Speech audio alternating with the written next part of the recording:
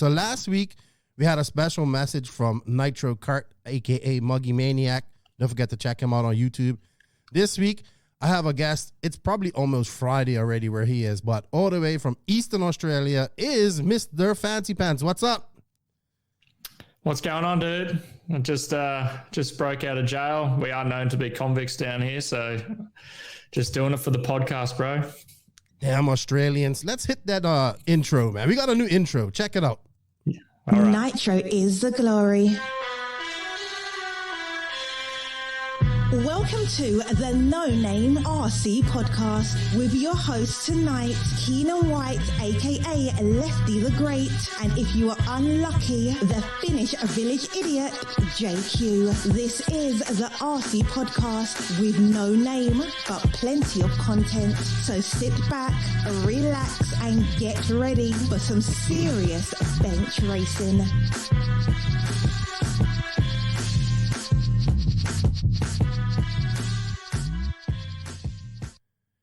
Yes, indeed. Nitro's the glory, but E-Buggy pays the bills. What's going on, everybody? Welcome to episode number, 114, I think it is, of the No Name RC podcast. I'm losing count. We did a live last week. I didn't put the audio up, so this is 114, I believe. But yeah, my name is Keenan White, a.k.a. Lefty the Great, and joining me this week is not JQ. He's too busy at the track. It is actually my good buddy, Zac Ryan from Australia. He is in the background there. I'm going to bring him on and introduce him in a minute before I have to just, do my normal thank you because I got to say thank you to everybody. We do not have a guest this week. We're trying to do like a DNC preview type of thing. We're planning some live shows next week for DNC, maybe on Wednesday, Saturday, Sunday. We'll see how that goes. Still working on that. But yeah, no guest this week. Maybe we get JQ on. Maybe we got a special somebody on to come on and talk a little bit about DNC. But Zac's been to DNC, so we'll talk about that with him as well. Thank you to everybody, man. Thank you to all of the NNRC Squad around the world. Without you guys, we can't do none of this. Greatly appreciate your support with all of this. Hey, man, our socials are growing. We're up to 30, almost 3,300 likes on Facebook. Keep that going. All right, the Instagram's growing, the followings are coming. I hope you guys are liking the pictures. Thank you for sending me the pictures for the Reader's Rides. And that YouTube's getting there. It's at 805, 195 to go. And we get to that 1,000 sub level. And I'm going to eat that toe of Satan. In fact, just in case you guys thought I was BSing, here it is. The toes. I have 2 of these. And I am going to eat this when I get 1,000 subs on YouTube. Watch me suffer. If you haven't seen me suffer yet, check out the Packy Chick Challenge on my YouTube channel. Also, shout out to all the patrons of the podcast. I greatly appreciate your support. Patrons of the NNRC. You guys help things happen, pay bills, help get new product. And when I get back to traveling, help me get to traveling. So thank you guys. If you want to be a patron of the podcast, the link is in the written description here. Every little bit helps, so thank you. Shout out to the awesome companies that sponsor this podcast. We have Mayako. They had a video drop a couple of weeks ago, and we haven't really heard anything about them, the mystery that is Mayako, but maybe we'll hear something here soon. So thank you to Mayako, Beach RC, Tekno RC, Manscaped.com. Don't forget your promo code for Manscaped in the description of this podcast. Sun City RC, Papa Willie's Traction Tonic, JQ Threads, Wally Builds, RCGP, House of RC. I'm probably forgotten somebody, but yeah, go to House of RC, sign up, check out Wally, JQ Threads, all of that stuff. And of course, my JQ Racing family around the world. The Ghani, man, he went out in 140 plus this week at JBRL. Amazing, completely amazing. A special shout out to my people that helped me out a lot here in the podcast. They are Rowan the Barbarian, Adam, and yeah, my boy Weldon, who's always helping me out. So thank you to those guys for their help. And enough of me babbling on. Thank you, everybody, for the support. Thank you, all the companies. Remember, everybody, showing our sponsors some love. Shows the podcast some love. So go, show them some love. We have affiliate links. We have promotional codes for you to save some money. Show the sponsors some love.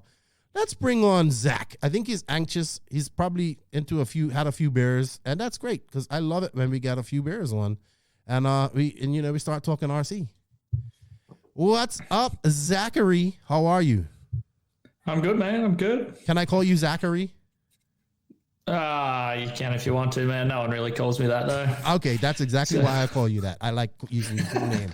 What's up? Welcome again to the podcast. You have been on the podcast previously. We did an interview with you last year sometime. I don't remember the show number. Maybe I should have that in my notes, but I don't. So that's fine. But you are going to be a part of the rotational co-host of the podcast, which I greatly appreciate.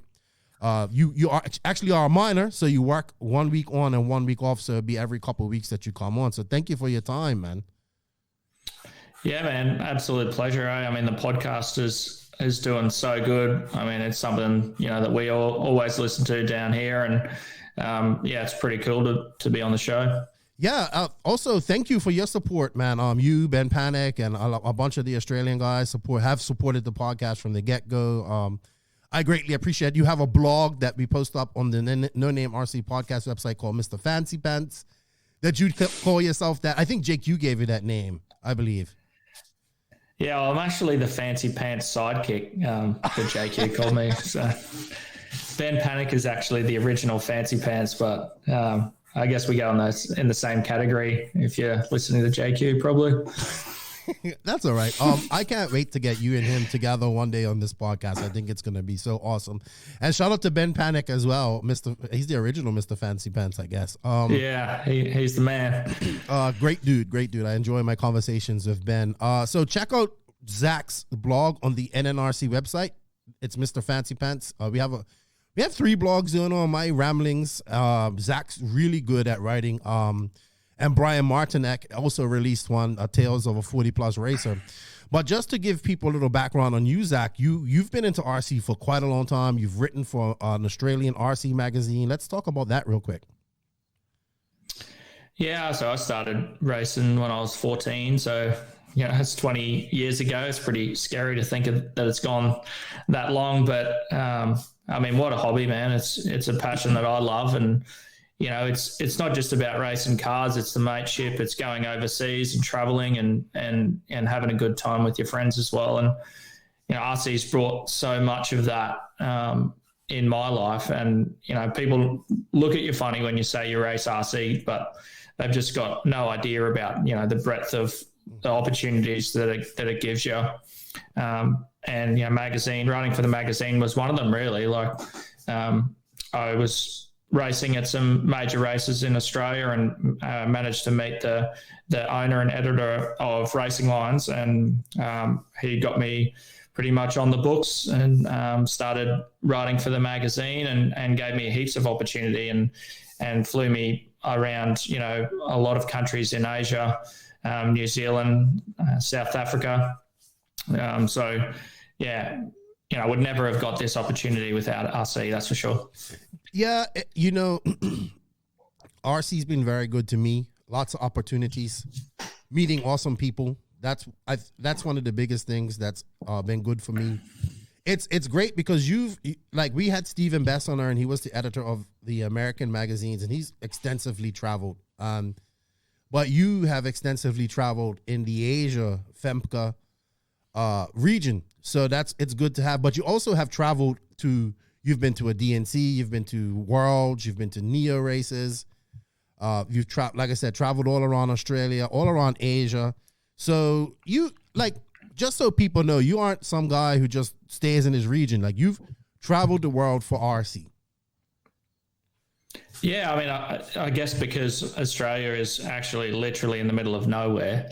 You don't really hear much about what's going on down under, right? So, it's a bit of a shame that the magazine is no longer with this and running, but this the racing down in Australia is still live and strong, and I think we've got a great competition down here. It's just we've got to travel a really long way to get to any of the major races, and it's something that we would like to do more often. Obviously, the current situation is not allowing that, but when the borders open again, we're definitely keen to get on a plane and get back overseas. Yeah, a lot of people don't.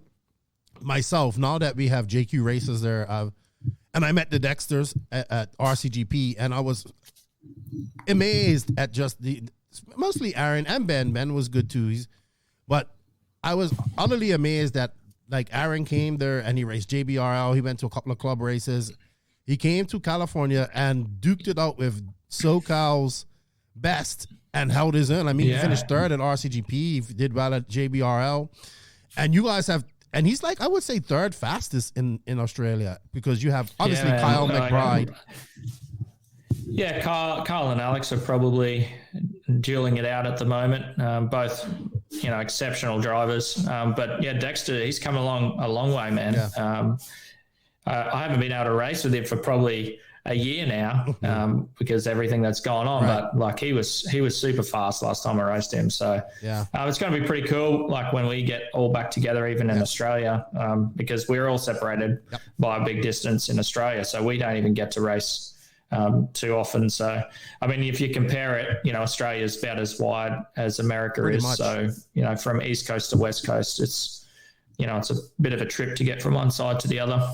Yeah, and a name that we're gonna say a lot in our conversations is Alex Bernard Zac. I've said it quite a few times on this podcast. This young man, nobody knows about him outside of Australia, but I believe he's faster than Kyle McBride, and I believe Kyle McBride is extremely talented. Yes, he has to work harder. I believe he has to work harder. He should be. No offense, he should be out of Australia traveling and doing. He should have been doing this years ago. I've said this many times. But Alex is extremely talented, and he's taking it to him. And I would like to see him start traveling when things are better. Hopefully, start traveling more and getting his name out there, because people are going to be amazed at what this young man can do. And that's the difficult part of the moment, because he can't go and race against the top drivers, and that's what he needs to do if he wants to get to that next level. Like, he doesn't really have the competition. Like, he races every fortnight to nearly every week in Australia. But, he needs to be racing against the good competition in Europe and the States. Like, that's how he's going to get to that next level. And there's no question that he's got the potential. I mean, he's 18 years old, and like the raw pace that he's got is exceptional. So he just needs to get over there and do it once the borders open. I agree, man. I agree. I'm looking forward to seeing his journey. He's young. He drives AE. Like, he's like, you guys kept telling me about him, but now I'm seeing it, and I'm looking at his laps, and I'm like, this kid he's the truth. So it's amazing the talent that's coming out of I want to say compared to the rest of the regions, obviously Europe and Asia and America, Australia is a very small region for RC, but it's got a deep history. It's been racing for a long. You guys were racing for a long time. 10 scale as well, and there's been plenty of fast individuals to come out of Australia, and it looks good. Like, you guys have a healthy, even you where you are, because. Another great thing about you is, and we're going to talk about this on the thought of the week, but you are very involved in your club, which is Pine. What's the club called again? It's Pine Hills Dirt Racing is the club, yeah. Right, and I mean, I've had people ask me to get more people that run clubs, because I know clubs aren't really a big thing in America, big in Europe, big in other countries, but I think. What you guys are doing there is people should copy, because it is a shining example of what a club track should be, how it's run. You guys' numbers have improved greatly as just getting new people in and doing more club racing. So kudos to you guys. We will talk about that more, but you can touch on it a little bit real quick. I mean, that's the club that I started when I first started racing, and it's gone through some ups and downs, and the biggest thing that's changed in the club is the surface. I mean, if you've got the best facilities in the world, but your surface is terrible, people just aren't going to race there. So, your surface is going to make or break your track or your facility or your club or whatever you want to call it. And we're lucky now that we've found something that is really like made the track and the surface absolutely awesome. Like, it is. It's transformed it, and the numbers are demonstrating that. Like, probably 18 months ago, we were getting probably 5 or 6 to a club day, and now we're getting regularly upwards of 50 plus. So yeah, that's good. That's amazing. It's been a good turnaround, and now we're at this position that I think it's only going to grow the numbers further, because people turn up and they see that there's lots of people involved, and but we've got to do quite a few things now just to make sure that it's enjoyable for everyone, because you start getting big numbers and then the day gets longer and people don't enjoy it as much. They're going to go home tired. Mm-hmm. So, as much as JQ said it over and over again, we want to try and get as much racing in as little of part of our day as possible, right? So, as Adam says, I mean, that's a hard thing to actually say that really fast, right? But that is what we're trying to do. And we've tried a few different formats and we're still mixing it up. Mm-hmm. But yeah, just having sort of schedules and time frames and calculators to work out if you're doing different styles of formats, how long it's going to go in the day, and trying to make sure that it stays within a reasonable time frame. So, people aren't leaving the track tired and they can go home and have dinner and go and have a beer or something. And then they leave the track in a happy state, right? Yes. You don't want them going home going, oh man, I'm so exhausted from racing, I don't want to go do that again. Yeah, I agree, man. This is my motto. I know you guys don't really have this in Australia, but we need to use these bigger races that we have to promote RC, to get people into it.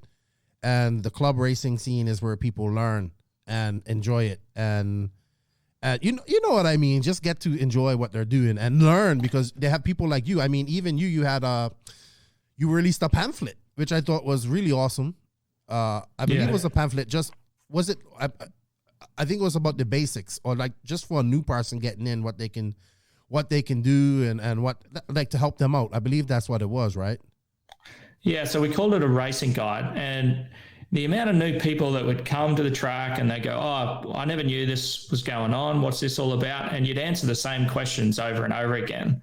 And, it's pretty daunting for a new person, right? They turn up and they go, I don't know what car I need to get, what servos, engines, electronics, batteries, chargers, like the list of different things that you need to get. It's not like you just go and buy one package. Mm-hmm. You actually go and buy all these separate components. So people need a guide, so they go and buy the right equipment from the start. Yes. And then really just information around, what the facilities are, what racing schedule is, what the calendar is for the year, so they know when they can come and race, right down to basics to, how you should be setting up your engine and installing it, making sure you got rubber bands on the carby.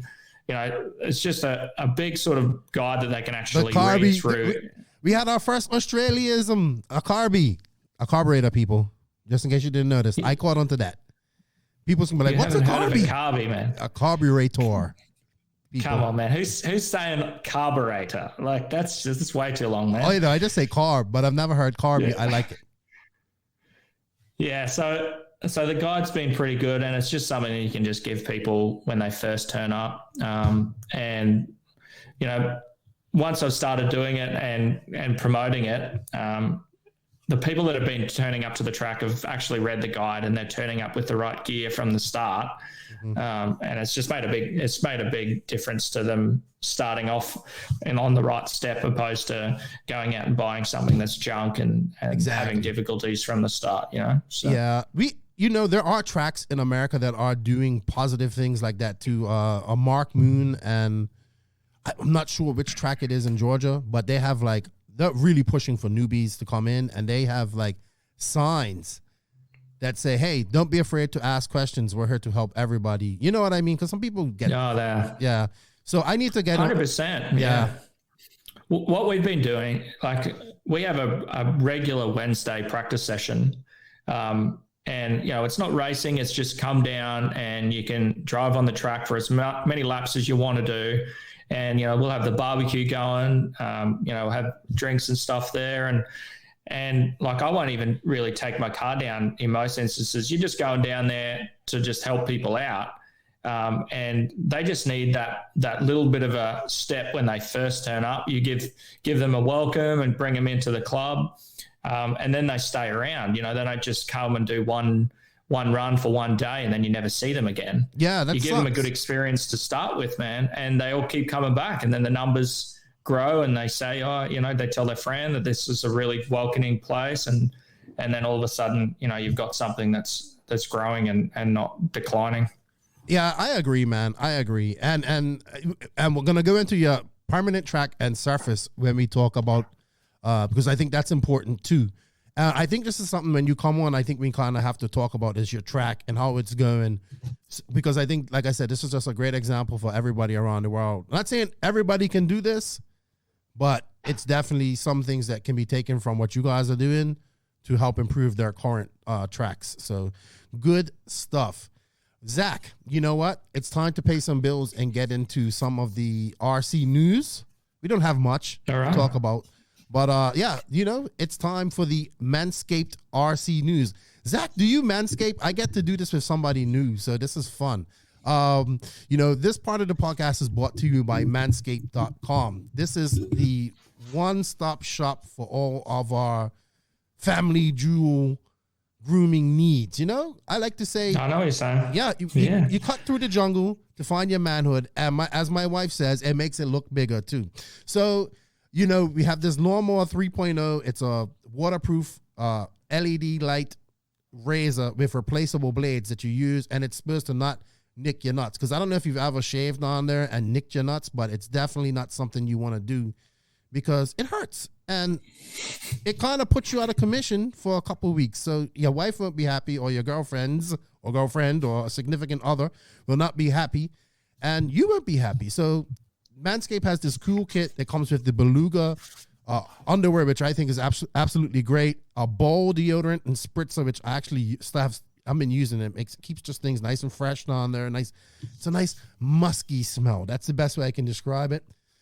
And this lotion that you can use like for after you shave and all that stuff. And you buy replaceable blades. But I also use this for my beard. It has a great charger port. You know what? They sponsor the podcast. If you guys are into this type of stuff, make your wife happy. Or maybe your wife might want one, but you could go to www.manscaped.com, use the promo code NONAME in all caps, and you will save 20% off your order as well as free shipping. Zac, get into the manscaping, man. We got to cut through the jungle and find the manhood. So, yeah, man, I'll tell the missus. Thank you to Manscaped for the support. We don't have much news going on this week, Zac, but we did have the main race I want to talk about this week was the Thunder Alley race, which we might as well say this was the DNC warm-up race because we kind of talked about it in private. We went there, and I'm just shocked. Absolutely. I mean, we're going to talk more about this in our DNC preview, but this is the warm-up race. We haven't had a race like this for DNC in a long time because there hasn't been at a permanent track. Well, Fur Farm was a permanent track, but not like this. Not like what we're seeing right here. People are able to get to the track, know the surface. Well, people like Drake know the surface. Anyway, this is his home track. Well, why wasn't everyone there? I don't understand. I don't know. This is an opportunity to go and cut laps and get everything sorted before the meet, and they're not all there? I don't understand. Well, it looked like... Why only had half the pros there? Well, it didn't have no pros there. The only pros there were Rivkin and Drake, really, if we're talking about top pros. And right. But what it was, all the other pros were at the INS race at Hobbyplex. So they were all racing 10 scale. So talking about 10 scale, man. Shit. Well, these guys have to, they have to, there was supposed to be a DNC warm-up 2 weeks ago, but it got snowed out. So that's what they were planning to go to. But I think this has messed up a lot of these teams' strategy. I mean, look at TLR. They missed SIC, did CRC, and their plan was to do DNC warm-up. And now, I got video of Cavallari there on a Monday night after JBRL because I just think he was not happy with his performance there. But that's good. That's good to see that he's at the track. Dunford was there, and they were just, I think, they're still trying to get that platform for him figured out, man. Yeah, the time that I went over to DNC, we went over and we had a couple of days at Thunder Alley before we drove down to Arizona. That was when it was in Arizona at the time, and Cav was there and he was doing lots of testing with the Associated back in that day. And he was not happy with that car. Like, I don't know if you remember, they tried to copy the Kosho back in the day, and like he was going off his tree at his dad. Like, I cannot drive this car. This car's terrible. So maybe it's deja vu, but I don't know. I thought the Lacey didn't look too bad. I'm sure they'll get it sorted. Well, they got this weekend coming up. I would want all my guys there this weekend. I don't know what the deal is if you can practice this weekend, but I think everybody's going to do the Palm. Oh, I'm just missing all this. We'll talk about it more on the DNC stuff.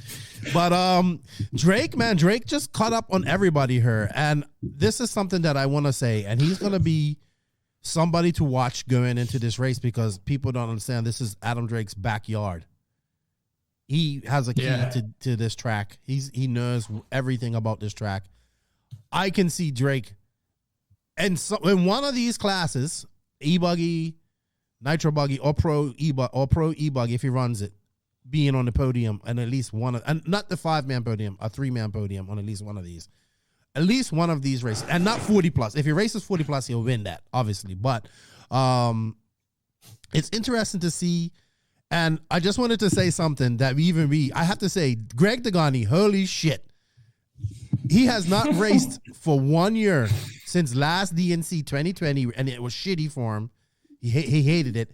I have had him complaining for the last month and a half about diff gears, and he's rebuilding his whole new JQ car because he needs this. And every time I talked to him was about diff gears. And I mean, I will be honest with you, a lot of people don't give Greg his credit, but this old guy still can go out there. He races against everybody in that 40-plus races regularly. And he went out there and beat them. He beat them all. I think people always say Greg got lucky and won his world championship. Yes, luck is a part of it. But this man, like, he's 43 years old, doesn't race for a year, and still beats people that he shouldn't even be touching after not racing for a year. So good shout out. I have to give Degani his props on that one. Yeah, and he's, I did read his post, and I liked how he commented that he was running like a $179 engine or something like that. Yeah, SH engine. Yeah, he loves this. This is what Degani loves. We're actually been running the SH engines in the new Ignite gas truck, and they're like super cheap on A-Main. Oh yeah, you guys got those gas trucks. So. Loving those Ignite trucks. Let's see the shirt. Stand up, shoot up a little bit. Show the Ignite shirts. Yeah, man. Repping. Chad Park has made some great kits, man. You guys have had your fun with them. I see a lot of people having them. Greg, this is what I just think this is super impressive. Out of everything that happened, like Drake won and all that type of stuff, yes, I'm not surprised about that. I'm a bit surprised about Cav's finish, but Degani go in there, beating like beating Rhonda Drake, beating Saxton. Like, okay, maybe Saxon doesn't race as much as those guys, but he definitely drives a lot more than Greg. So he's all excited about. Saxon's pretty good, man, on a wheel, Like on his day, he can drive pretty good. So that time Degani did something with himself, so that's good. People don't understand. He has not raced since DNC 2020, and he did not enjoy himself. So congratulations, JBRL Thunder Alley. I'm not. It's another JBR race, but what made this exciting was that it's actually at the track where DNC is going to be next weekend. So kudos to the people that made the trip to there. I shout out Spencer Rivkin and Jackson Brunson. They probably, I think Rivkin wants to make an A-main this year. So he's in hard work. And the other race was the INS, which is the Indoor Winter Nationals held by JBRL, I think it is. It was held at Hobbyplex, which is an indoor track in America. It's also an 8-scale track. This is Tebow's kryptonite track. This is where Tebow goes to race 8-scale and he gets beat. Legitimately beat. That was the track with like the blue infield and stuff? Yes. Yeah, I did see some video of that. It looked pretty good. Yes.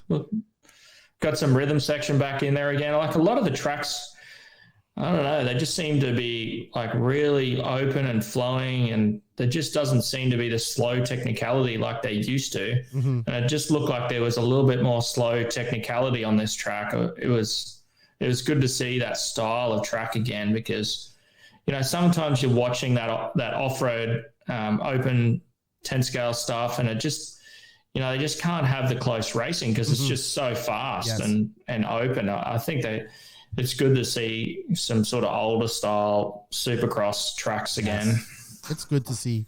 And I just want to touch on this because a lot of pro guys went to this. So Dakota Fan, he completely dominated. TQ'd four-wheel drive, two-wheel drive, won both A1s and A2s and sat out both A3s. Mayfield was second in two-wheel drive. It looks like these two-wheel drive. Yeah, these are two-wheel drive. Aiden Horn, he's a young guy we have to watch out for in America. He's coming. He's now factory 8 scale, 1 AE from factory tracks. He was a part of that factory track. I don't know if you heard me talk about it. Factory tracks, they kind of raise young guys to be racers, and he's a product of that. And I believe Ronnefalk was a part of that.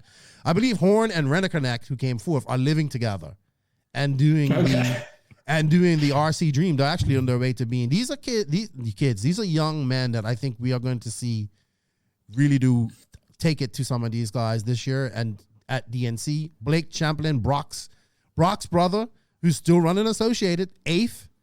Mason Fuller. I just want to say real quick, shout out to Mason Fuller and his dad. I don't know if his father passed away or is not doing too well. I saw some posts, so condolences to them, and I hope if his father's, I'm just not too sure what's going on with that, but I saw this morning and Lee Setzer, this race had all these guys with Seth Van Dalen 10th. This is his home track too. So this was stacked, but I guess these guys have to go to this. This is on the schedule, but I'm like, I want Seth Van Dalen, I want Aiden Horn, I want Fend and Mayfield, Ronnefalk. I want these guys at JBRO this past weekend. Yeah. So I don't know. Kudos to those guys. It's pretty big race. I just, maybe the hype has just not been there this year, but I'm sure the race is going to be good. But these guys can race on anything, right? Like, every race that Mayfield's going to, he's at the pointy end. It's just, I know, man. He is on another level at the moment. Hey, I know. I think the only person that can outright, and I know I'm going to swing off his nuts a little bit, but I think the only person that could come right now and beat Mayfield anywhere, anytime, any place, is David Ronnefalk. Even though he hasn't raced for a year, I think he can still come out and beat anybody, any one of these guys, anytime, anywhere, any place. Because he's racing these guys in his brain. And he's got the confidence, man. Like he is going there knowing that he can put it to him. So, that's half the battle in RC. It's all in the head in some cases when you're at this level. So, I was teasing him. I was like, I know you're going to be watching DNC from the time you wake up to the time you go to sleep. And man, he so wants to be there. And just imagine you being there racing, and you're gonna look at everything, and you're gonna be like, I would have done this differently, and I would have done this differently. But maybe he comes on later to talk about that. This could have been like, well, he could have been 3-time world DNC champion in 2020 had it not been for the 2019 and that bloody light pole that took him out. But that's racing, so that's unfortunate with the Viking, and hopefully he comes on to talk about it a little bit more. So INS race was full 10 scale. I guess the companies are just like, hey, we'll have people, we got a week, we'll go out there this weekend and do the typical DNC thing that most people do. And I really don't have any more RC news. There's not much going on, and I refuse to talk about colored washers and hoodie knives and stuff like that. I'm sorry. I just refuse to do that. Terrible, man. I just refuse to do that. You can send that to the other news sites. I'm not going to promote that type of stuff unless it's something cool. Like I did see some pistons, the VRP pistons that came out, super tuner pistons. But I kind of want to ask JQ or somebody about that who's used them. All right, man. You know what, dude? We have to go on to the RC, the Sun City RC Thought of the Day, man. So we're gonna talk about. This is funny because this is actually sponsored by a track And we're going to talk about tracks on this and track surfaces. So the RC Thought of the Week is brought to you by Sun City RC Raceway, home of El Paso's world-famous, true, old-school, motocross-inspired 8-skill off-road track. From handicap accessibility and covered pits to drop gate starts, this world-class facility has everything needed to give you the professional feel with the amazing country views to match.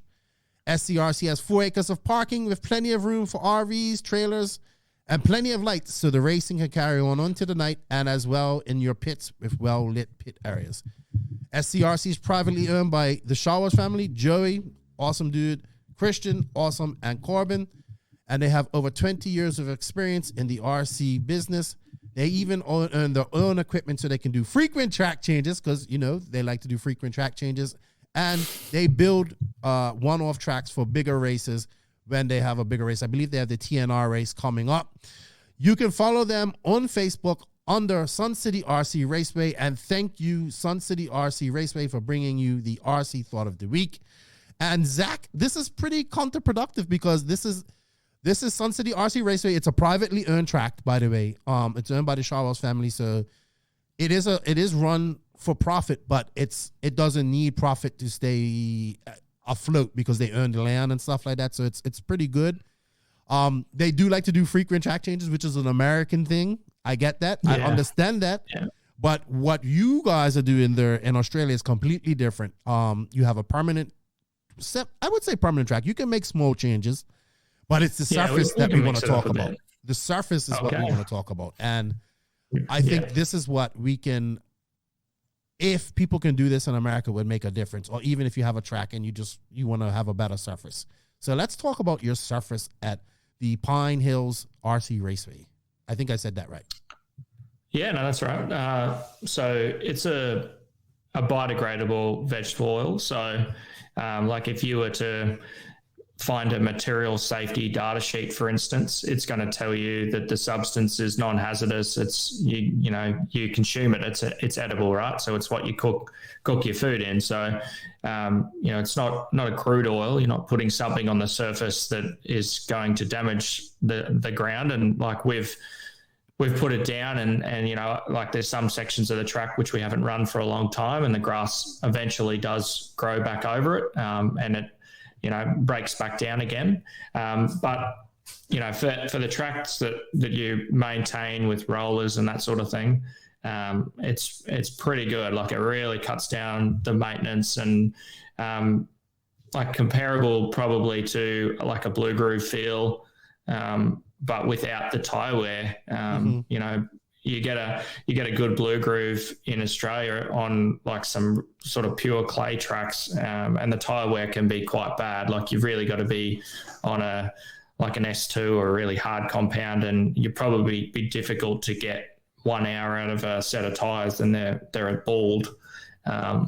Which when you're trying to look at having sustainable club racing for people that are starting out, you want to have something that's going to be consistent and cheap and easy, and they're not going to get scared away straight away. So that's definitely what we've found with this surface.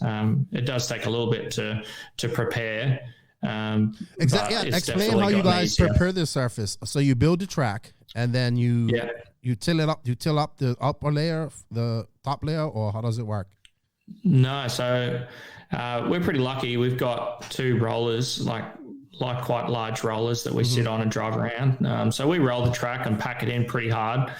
And then we'd generally soak the track and let the track settle. And then, keep the moisture in the dirt. And then we've just pretty much just got a transfer pump. We'll have the oil in like 1,000-litre pod containers, and we pump it directly onto the surface. Making sure the track has got a bit of moisture because you don't want the surface to have cracks and stuff in it. And then you just broom it around on the surface, and then you can put the rollers straight back on it, and you're rolling the surface with the oil on the top layer, and you're actually pushing the oil into the dirt with the rollers. And the dirt doesn't pull up or stick to the rollers because it's covered in slippery oil. So you end up like getting a really nice polished finish on the surface. And then you generally need to leave the surface for sort of probably about 2 weeks just to let it all sort of sink in. And then what we've been doing recently is we'll just get sort of like dry dirt that hasn't got oil on it.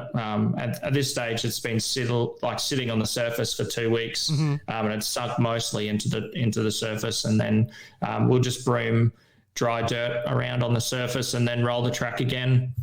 And that is really it. And then the surface is pretty good for about a year. So you only have to do it once a year, to treat it once a year with oil. That's like a major treatment. Yeah. Okay. Yeah. If you do a track change though, you change it as well, correct? Yeah. So the oil is actually only really sitting in like the top maybe 5 mil of the dirt. So we've got pretty pure clay. Like if you didn't put oil on, like it's just got no grip whatsoever. Right. And we used to run it and it would just blow out, and you'd have to put thousands of liters of water in it and it would still blow out. And then like it was good to start with, and then because it's blown out, people are struggling to make jump sections, and if they're just starting out, they just leave, mate. They just don't come back because and you've got to go and fix the track after every club day to get it back into a state that people feel like they can drive around and make the jump sections properly, because not everyone is, quite good at driving an RC car from the get-go. So that's where with, the oiled surface, the track stays pretty consistent. It doesn't break up. And if it doesn't break up anywhere at all, does any part get broken up? Well, I mean, with our dirt, it does a little bit, but we've got rollers, so we just roll it back again, and it's like a brand new track. So like most of our maintenance is typically just rolling the surface again. It's not like you're going to form large potholes. There might be a few small chips here or there, but once you're rolling it, it just pushes it all flat again. Right. What I mean is like you don't get the broken parts and then get the dust coming up and losing grip at certain points, or we blow the track, but like if we're hosting a race day, we're not even blowing the track through the day. It's pretty consistent the whole day, and you don't get that sort of slippery, dusty surface, with sections blowing out. That doesn't seem to happen. So. And this isn't an old thing. This isn't a new thing. Sorry. They've been doing it in England for very long, mainly because it just rains so much. How does it exactly? When it rains, how quick can you guys be back racing? If it rained, had a shower, like how long do you just swap? Like we just blow it off or brush off the dirt? And you just blow it off. That's right. Broom will blow the water off. Like our track's pretty elevated, so we've got piping, and you sort of just sweep towards the piping, and then it drains off, and then we've just got a heap of blowers. As long as you get the moisture back off the surface, like it's quite slippery if it's got some moisture on it. But like we had a pretty big downpour the other day. We just had a few people out there on brooms and broomed it off, and we were back racing again. Probably 15-20 minutes after it rained, and like it was pretty heavy rain, and the cars were coming off like perfectly clean. Like if you had a normal clay track, people would be grabbing buckets and brushes, and their tires would be all clogged up. So from that standpoint, like I'll do a club day now, and like I'm 10 minutes on the compressor or 5 minutes on the compressor, and the thing looks like a brand new car. And so like my maintenance now is so minimal compared to what it used to be. And that's good for newbies too. Newbies as well, because they can spend less time maintenance. Well, obviously they have to learn great maintenance, but you know what I mean? Just like when you have to completely strip your car, change all the bearings because they're so gritty and stuff like that, becomes a pain in the ass. Tire wear and track changes. So you one thing you mentioned is that tires last a long time, and there's a specific tire, I believe you run her, that works great, or how does it work? Yeah, so most of the drivers are probably on an M3 slide lock or like a blue rehab. It's those two tires seem to be pretty comparable. So in a lot of ways, because we've controlled the surface, we've controlled the tire as well, because there's not like a standout. Well, there is a standout tire in each manufacturer. So it's not like everyone's needing lots of different compounds and lots of different tread patterns. So when people turn up, you can say, well, everyone's running this tire and this compound, and that compound will work from 7 a.m. until 10 p.m. at night, so that's perfect. How many, like if you was having a race there, how long would a set of tires, like how many sets of tires would you take to race? If you just said, okay, I want to qualifying tires.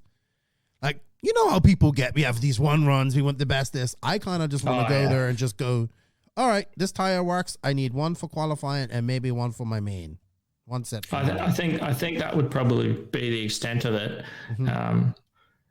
Especially like with new tires, if they got a little bit of an edge on it, the grip can be a little bit aggressive. So you kind of want tires that have had, probably 10 minutes of running on them. And then they're pretty good for about 2 hours after that. So, and then I'm sure you can use these to go out and practice as well later. Like your race tires. Definitely. It's kind of like how I did it back in the day when, like, I always say we need to go back to old school and learn me. I know that's not coming back.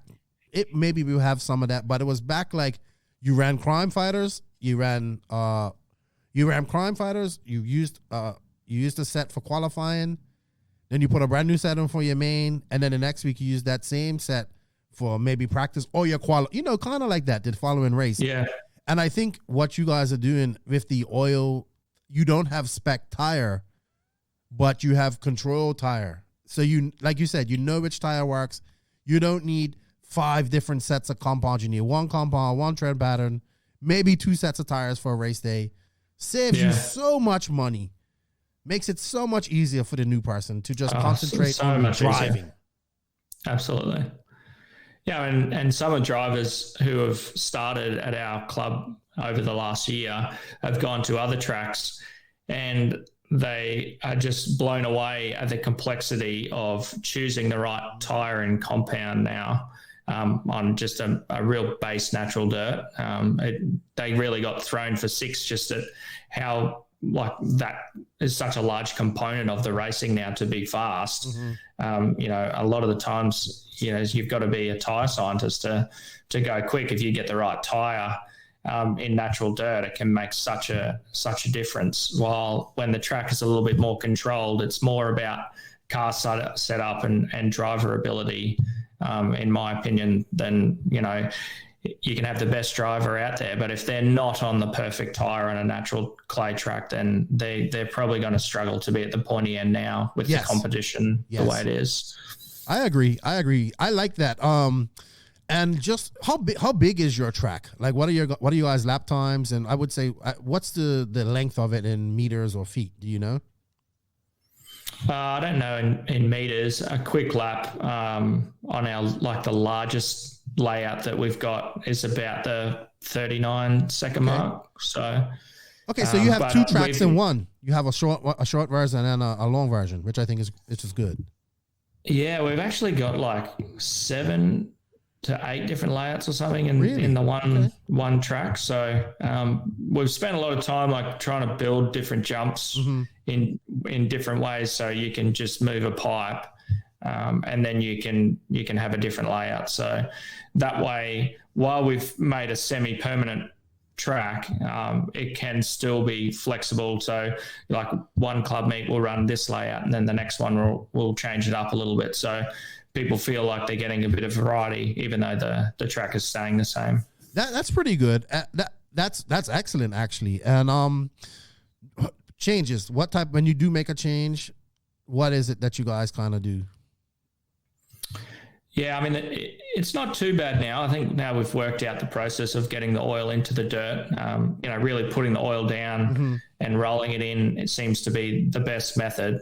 Before we were putting it, like we would rebuild the track and then we'd just put the oil on and then we'd just like wait for weeks to try and get the thing to soak into the dirt. But now, yeah, like we'll just get it. Like typically we get a track bobcat, and yeah, I'll just rip up the track and build the new section. We'll give it a good soaking, and then you're putting the oil down on that day, basically. Nice, man. And how much oil do you use for a heavy layer of the whole track, do you think? Well, now it's in the dirt. We don't really need much at all, right? So we could probably do like quite a heavy coating for about 500 liters for the whole track, right? But when we first did it, we were probably putting about 10,000 liters down. So, whoa, yeah. And it's about 30 cents a liter because it's used oil that we, use cooking oil, right? So it was about $3,000, but like that investment's paid back. Right, because it's in the dirt. So quickly. Yeah. Like even if you had to move that track, I would try and ship that dirt out of there. You know what I mean? Yeah. I mean, if you had maybe a little excavator with a flat blade bucket on it, you might be able to scrape that top layer off. Right. So it's a little bit tricky to probably peel up, but if you got the right equipment, I'm sure you could do it. Yeah. Right. So the initial investment of putting 10,000 liters was expensive, but at 500 liters for a coat, now that's nothing. So you just have oil stashed on the premises now, like that you have. Yeah, we just got it like a couple of 1,000-liter pod containers. But like, it's just such a small amount of oil now. Right. And like our track compared to, so there's another track in New South Wales, which is about 10 hours drive from where I am. Australia's really spread out. I know.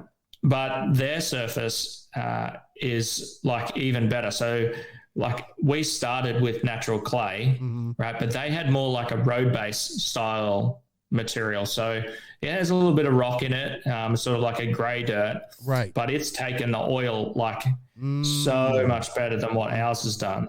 And they don't even, like their surface doesn't even chip or anything. It's like it's set now like concrete, but it still feels like similar to our grip level. It still like feels like a blue groove track, but like their maintenance is way less than us. So having a surface like you would imagine before, that their surface was probably the worst surface you'd ever want for an RC track. Right. But now it's actually probably the best surface if you put oil on it, right? So when you walk on it, is it spongy, kind of?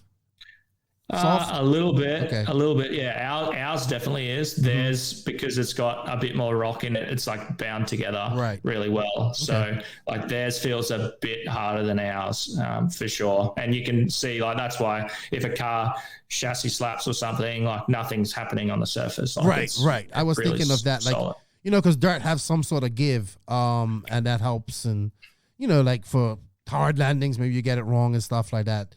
But it's definitely increased your club membership. What is it now? Predominantly, you guys are the race there this weekend, right? Or past weekend? Was it this weekend or last weekend?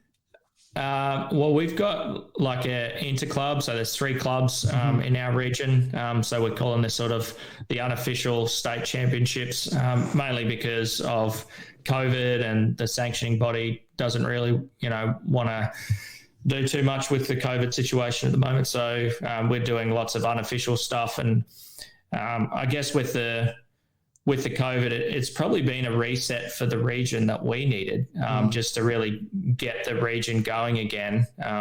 And like the big focus on club racing and the regional racing has done wonders. And yeah, we've got a big race coming up at the end of this month. So that's going to be pretty good.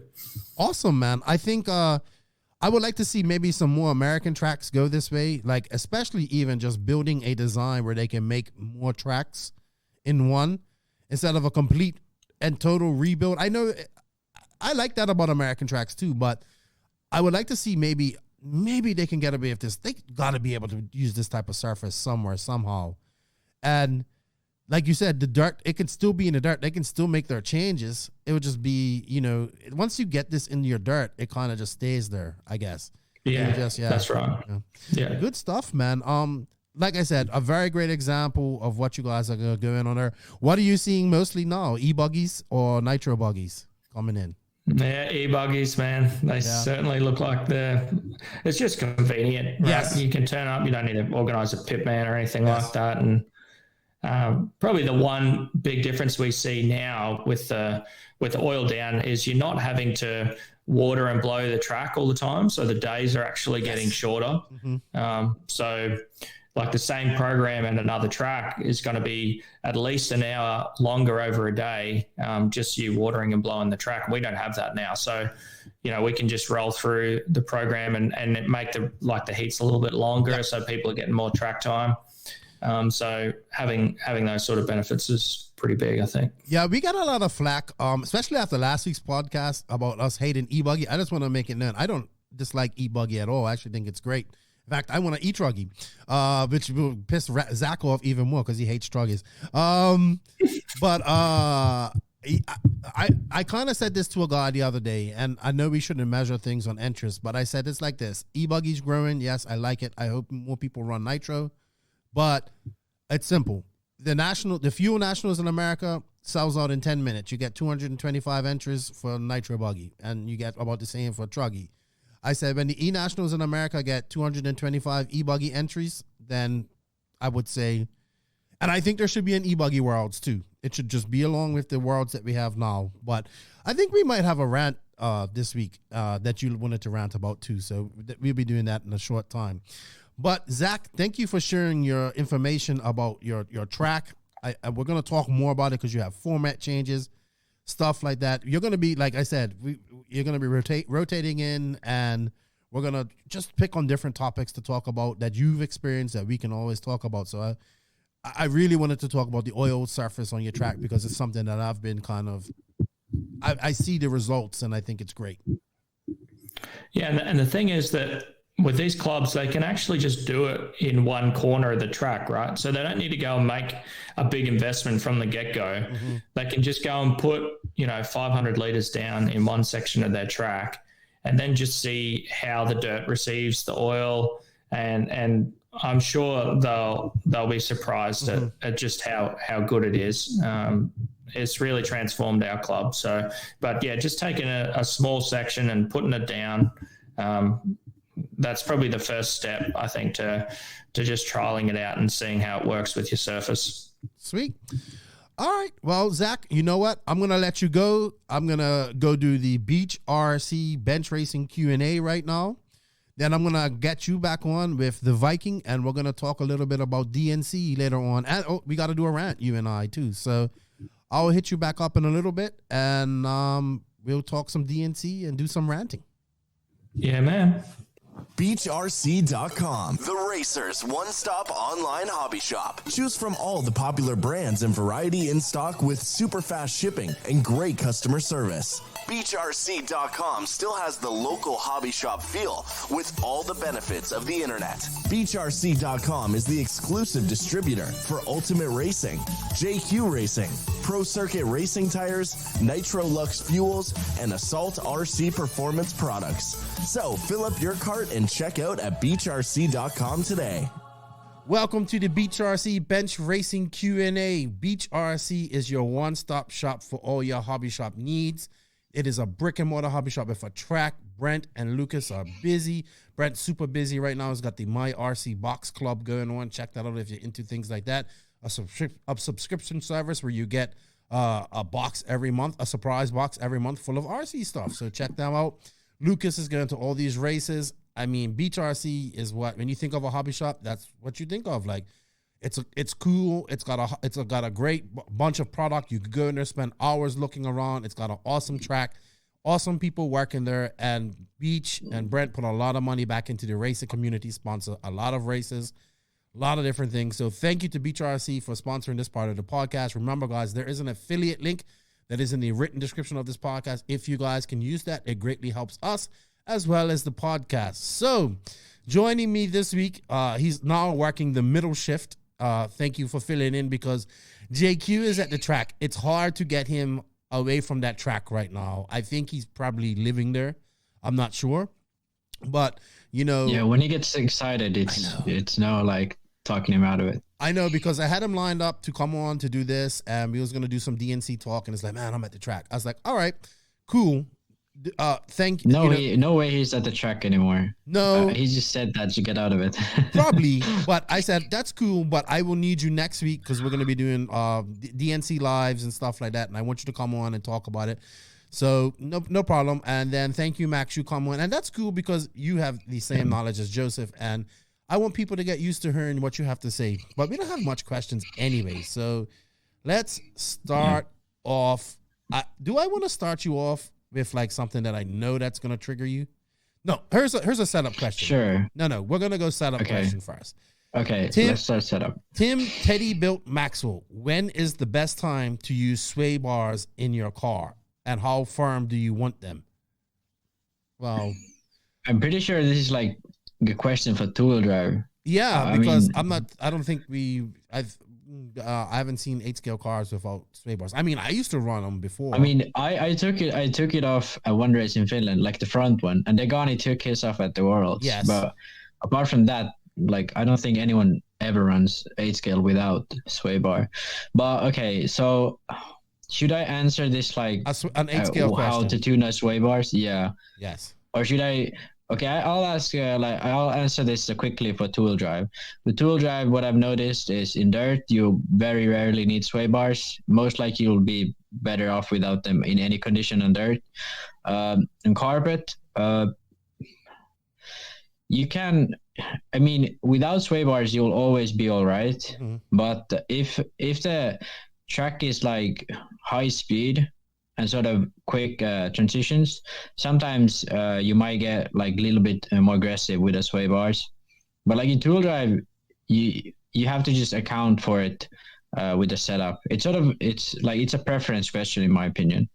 Okay. But for carpet, mostly people I think run the rear one, not as much the front one. I don't really know nowadays. I only run the Astro if I run two-wheel drive. Do you run any on your Astro cars? Well, you haven't run 10-scale for a while, have you? Well, last time I ran one in the rear, but it's like the thinnest one, I think. Okay. It's not a huge difference, just a slight one. But right, okay, so I'll answer this question from like 8-scale, 8-scale perspective. So, how I like to go with sway bars is if it's super tight, super low grip, most likely you'll be very well off with the super thin one in the front, and in the rear it's sort of like you can tune it as you go. Like if you like the rear end to be more stiff, you can have like a thicker one. If you like the rear end like roll down more, you can have a thinner one. So the rear end is much more tunable in that sense. But then if the tracks are open, you obviously have to go a little bit thicker in the front, because with the thin one, the front end is not so precise. It's sort of like leaning around much more. So with the thick one, you have the front end kind of like stuck. So sometimes with the thicker front sway bar, you might actually have more steering because the front end is more like precise and it does what you like. When you steer, it steers immediately. So keep that in mind. And also in high grip, sometimes when you go too stiff, the car actually starts to be very hard to drive. So those are some things to keep in mind.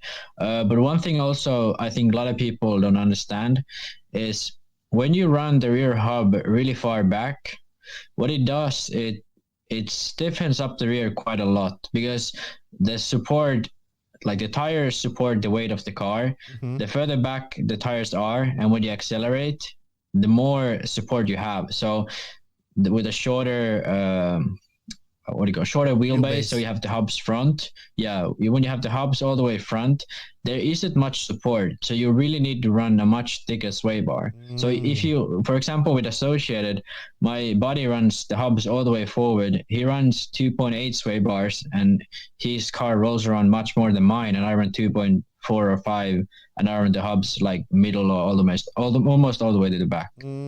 So like, it's like you have to take that into account, and many people don't really realize it. If you run the hubs all the way back, you can almost run no sway bars in the rear. It's actually pretty crazy. Right, because it just stiffens up the whole geometry, right? Yeah, you could think of it like if you have something like this, and then like you have a support from here, and the whole thing is pushed like this, it has much more support when it's all the way back. Like if you support it from here, it's all the time going to do this. That's pretty much like if you move the hubs forward, you're going to have that effect on it. And the sway bar is sort of doing the same thing, especially on power. Okay. You know what? I did not know that about the wheelbase thing. That's pretty interesting. Yeah, I think that's the biggest deal about wheelbase. Some people talk about the drive shaft angle, but I think the actual sort of the weight balance of the car or the support of the rear wheels compared to the center of gravity, I think that's a much bigger deal than actually the drive shaft angle. Okay. That makes sense. All right. Good answer. We have an Instagram question from E. Burns. He wants to know, why do pillow balls work so well on truggies but not on buggies? Well, I don't know. They seem to work on buggies too. I mean, you can run them for a long time. I mean, isn't Tekno one of the best truggies, and he has a C-hub? Yes. Yeah, and Tekno is also like 20 centimeters wider than any other truggy out there. I don't know. I think I think the Tekno truggy is like 450 wide, and the Associated is like 410. Okay. I don't know if they drive different. I mean, I mean, pillow ball truggy. Yeah. I think the premise of this question is kind of weird, because I think pillow balls work really well on buggies as well. I mean, also like, I think if people watch JK's videos, you can see from the video, like the C-hub design he has, it's pretty much identical to any pillow ball car. So you can do, like, having a C-hub or a pillow ball is no difference if the geometry is the same. So I think people need to sort of understand that. They just see, this is a pillow ball, but it might be like the same car. Who knows? If you look at it like precisely, obviously, then you know. But maybe the truggy being wider, longer, more time. Look, man, truggies are just easier to drive. Let's just be honest. Yeah. But okay. I'm gonna give an answer to this. That sort of, I mean, I'm not gonna answer this question. This answer is gonna not answer this question, but it's gonna explain a whole lot more. Okay. The manufacturers make a buggy that works. They spend time on it, and then like they test it out. That pro drivers give like feedback. Then they release the buggy. Then next year they make some longer arms and release a truggy. That's how it works. They put some work. Tekno is the only brand. No, tell me one brand apart from Tekno and maybe HB who have put any effort into truggy. Okay, Associated? No. Have you looked at the car? The only difference with the car is the gear ratio, longer arms, everything. That's the whole difference. And I mean, it works. It's one of the best truggies out there, no doubt about it. But it's not like there's a huge development going on. Well, because it's all right. People get upset when we say this. There's just no. No, but that's just the facts. I'm sorry that facts hurt your feelings. I know people got a little upset about our about you bashing e-buggy the other day. But we're not bashing e-buggy, like you said. It's just I love all my children. I just love Nitro more. That's what you said on the patron only podcast we did the other day. And I don't hate truggy either. I just don't think it should be a pro class, because the manufacturers don't take it as a pro class. That's like the thing. Well, I think people get a little upset. They're like, well, you guys don't want to promote e-buggy and stuff like that. Well, this is what I said to my mate. I said, I think e-buggy should have a worlds. It should be right along with the Nitro Buggy Worlds. Yes. But I said this. I said, when the E-Nationals in America gets 225 e-buggies there, then you guys can come talk to me. But right now, the few nationals because it's just, people just prefer that. Like, no offense, e-buggy is good for people getting in, but I think with the e-buggy, the classes open, sportsman open, that type of stuff. Yeah. So, e-buggy is the best, like, opener class for 8-scale racing. Best I agree. From any 8-scale class. It's all about e-truggy for me from now on anyway, so that's yeah, but you're old and your other hand doesn't work. Exactly. So I have all the excuses in the world to run e-truggy. Okay, I think the great way to explain this is do you think the Formula E world champion is anywhere near the Formula 1 world champion? No, of course not. Yeah, and no one probably thinks the Formula E champion is in anywhere close to Formula 1. We are not dissing e-buggy people. We believe e-buggy should be a world's Yeah, I do class. too. Yeah, definitely. Yes. We're just trying to already say, have Euros and everything. We're just saying Nitro is the glory. and it's under attack. And Starting it's a in fact. Europe. Starting in Europe. Well, kind of, but I saw Elliot Budge running with 12% fuel and it looked normal. It so did? I don't know what the manufacturer, I mean, I know what they did. I read about the manufacturer. I know what they did. I bet you they put a different head in their. They put a No, different. they said Frederica was commenting that they didn't change anything, which is crazy. I mean, I don't believe that. I believe her. She usually is fine. I mean, I don't believe them to lie. They are pretty good people. My buddy, I'm not saying They're not the that. type to They're lie. probably just not letting people know. I know my buddy who runs GT here, No. or ran GT here, was running 16% to get 7-minute qualifiers, and he made his own fuel. That's how deep he went. Because he was telling me even the type of oil. maybe like if you wanted to optimize it, obviously you need to change something. But I think like the video looked fine. It looked like a normal 8-scale car. We would have So, to. I mean, was I it don't against know. other 8-scale cars? Well, I don't know. It looked like Boots driving. I don't know. He said the lap times were the same, which I kind of doubt. But I mean, it looked fine. So I don't really know what the fuss is about. Like even like the FR fuel leader, like there was the comment from the manufacturer, and the guy said like, "Oh, everything is gonna go to shit," and I don't know. It doesn't look like it. So maybe my video was completely useless. No, it wasn't useless because people should be worried about this. Because oh yeah, and we should talk about this a lot more. I agree. Nitro is under attack, man, and people's like, "Well, you?" Yeah, and I mean, kind of for a reason too. Like, if you think like 200 years ago, people were driving horses on the road and racing horses everywhere. Now we have cars. The world evolves, you know? Yes. Well, that's what they say about, e-buggy is so, e-buggy this, and we can do battery changes and all this stuff. I'm like, yeah, I'm cool with all that, but you don't understand. Yeah, that's cool, yeah. That's fine. If you want to have a 40-minute e-buggy race, I'm fine with that. Huh? Yeah, anything you can do to make e-buggy better is good, and I'm all for it. Can we make noises? Can we put speakers in there? Because and smoke emitters, because that's what I miss. I don't know. You know, when that car goes up. That's cool, but do we really need the smoke and the noise? And we need the lightning fast. Nothing says awesome when you give it a def rev over a jump. Like when you jump and your nose down like this, and you're like, hey, like please come back up. Yeah. And when you hear your engine do that, okay, all right. We are not against e-buggy people, and you know what? Happy birthday to my boy Kevin LaChapelle and Richard Ponder. I forgot to say this earlier in the podcast. Happy birthday to you guys. It was this week. Probably missed some other birthdays. All right, next question. Anthony Whiteside. I love the Australians. Do we really need so many subclasses? Like surely folks would get more track time if we had, say, open and novice at major races, have a pro class of the top 15 or whatever. Well, I don't know. I thought that might trigger you a little bit. Talk about beating a dead horse. Yeah, but it's true what he's saying. It's not. Yeah, I mean, yeah, but it's like we've talked about it so many times, and I don't know. People don't seem to like people. Everyone agrees with us, but then like they go to a big race and they enter 3 classes, and yeah. I don't know what to do about that, man. I mean, people are going to DNC, and I'm sure they're going to enter 3 classes. And by the way, I see DNC is going to have a bridge, by the way. Bridge? It looks like it. It depends what kind of bridge. They had bridge when I went there. Yes. Yeah, I don't know. I don't know, Anthony, man.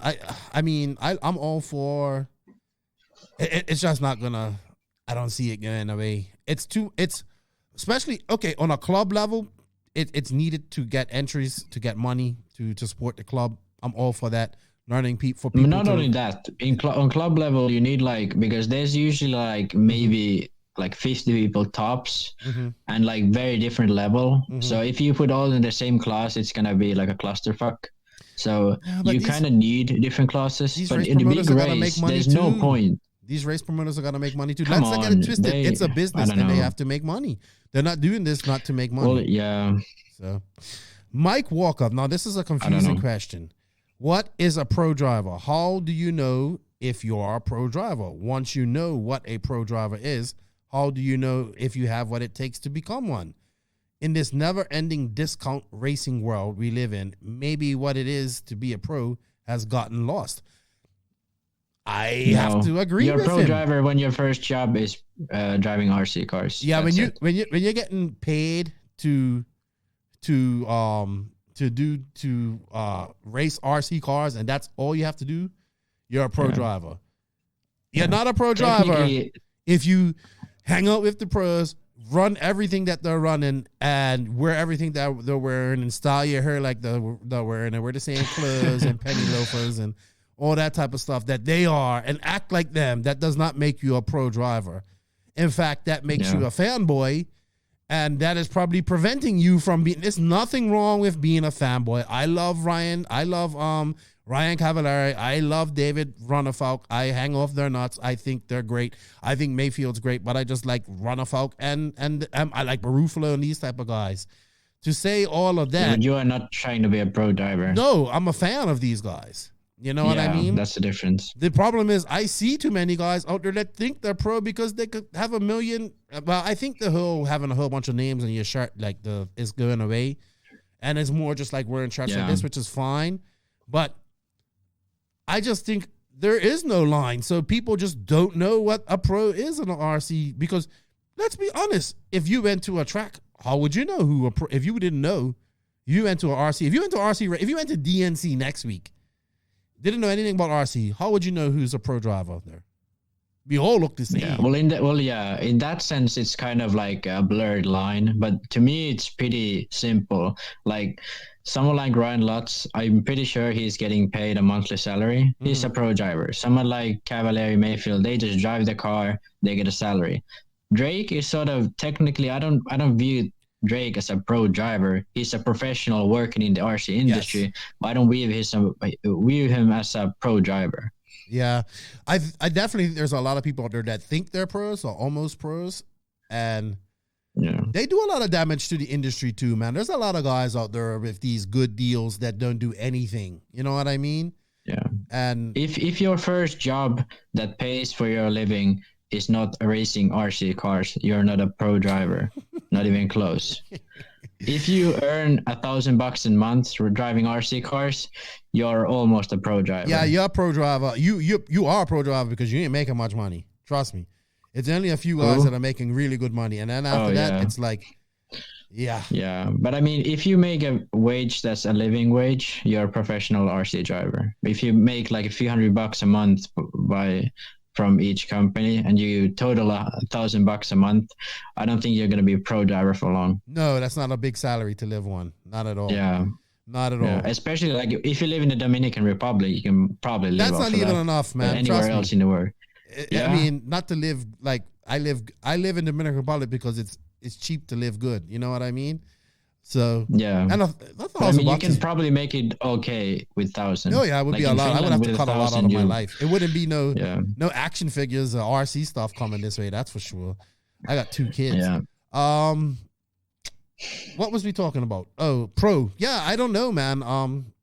There is no definitive line. So I've been saying this forever, and until we have a definitive line, I mean, okay, so we have to divide this. Like we have to divide this. Being technical, there's a very clear line, which is what I just explained. Yes. But like what you're talking about is sort of like who is represented as a pro driver. Like there's so many guys. Like technically, I'm one of those guys who like if no one knew, I could look like a pro because I'm a factory sponsored driver and I have sponsors on my shirt, whatever. But like I'm not even close to be a pro driver. You know, but you can't. I mean, so in that sense. You came close. Let's be honest. Like when you was at JQ, you was a factory driver. You just didn't get paid because we didn't have money. Yeah, but that's the difference. I could divide it like people that pay for their stuff are not pros, not semi-pros. People who don't have to pay for their stuff but don't get any money are like semi-pro. I could say and that. Then pro are they don't have to pay for anything and get a salary. Right. No, there's like 3 different classes. Here's the big difference is that getting from that pro that where you're paying for stuff to getting free stuff, it's possible. It's I wouldn't say it's easy. That's actually pretty easy. It If is you are easy to do. if you put some time into it, and especially if you go to some like off-brand, like there's it's pretty easy to get stuff for free with the budget. It's not. I mean, you have to be good, no doubt about it. But it's like you don't need to be exceptional. No, it's getting from where you that level, like where you was at. Like I think this is where, no offense, I think you kind of struggled where you got to that level, you did good in the open class, dominated, and then you're kind of in limbo because you get against these guys who are faster than you, and to make gains against these guys, it's really difficult. Like, you know what I mean?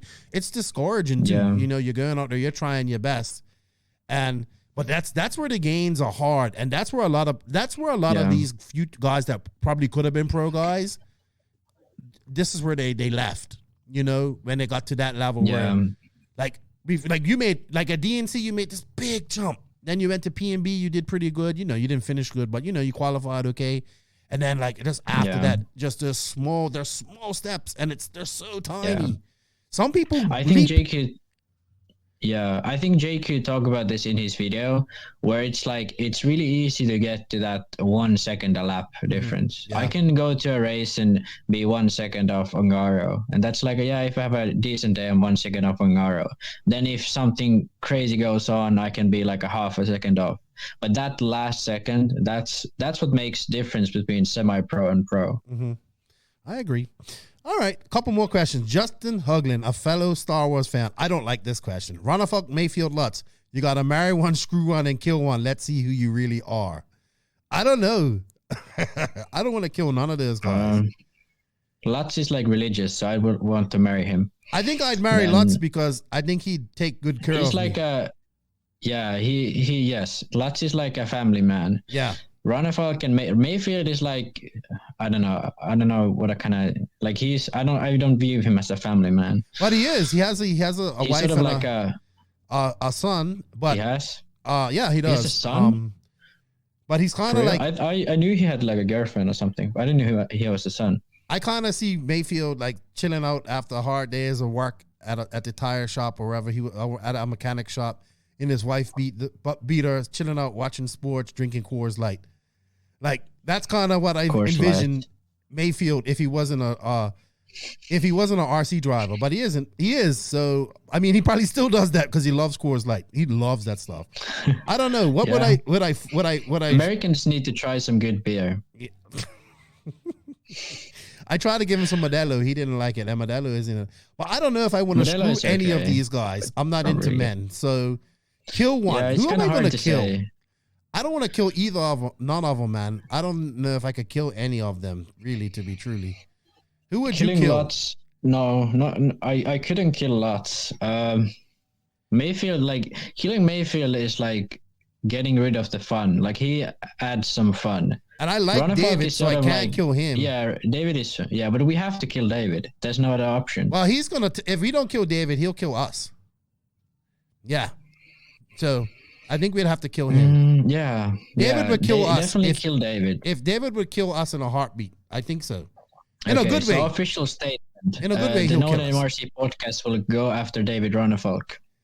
In a good way, David would kill us first. So I don't know. That's a hard question. That's a really hard question. I don't think this works with RC racers. RC racers are not really people you want to kill or fuck. I know, but I think what it is, David's very calculated. So he would have plotted to kill us way before we even thought of killing him. Yeah. Swedish people just think about killing people all day. I don't know. That's all they do. Well, I mean, when you're in Finland munching on rainbird nuts, balls, like they said in maybe Vikings. in Lapland. All right, we have one more question. We have a couple more questions. Why doesn't Lucas Lauren know how to party? I don't know, man. He's busy at races, right? Lucas said he's not running Nitro this year. He's just gonna do e-buggy because it's easier. I totally understand that. He's busy at these races with the shop and all that. All right, so last question, because you was not. Okay, hopefully this is a good one, because these questions went downhill. You started off with the best one, and then it's gone downhill from there. I know. Well, DNC is coming up. So for people to know, I've already talked to David and did that part of the podcast, right? So, we talk with them, and you'll be coming on next week, hopefully as well. We'll see when we do some lives. But basically, hold on, where's the question? Because I like to get the names right. Wyatt Gaskins asks, predictions, DNC top 3. E-Buggy, let's go. We only doing Nitro. No way we're doing all 3. Classes. We're doing all 3. No. Okay, I'm good with E-Buggy and Nitro. Oh, Jesus. Okay. It's a negotiation. Okay. All right. E-Buggy. Who's your top 3? So is every single American like top guy going?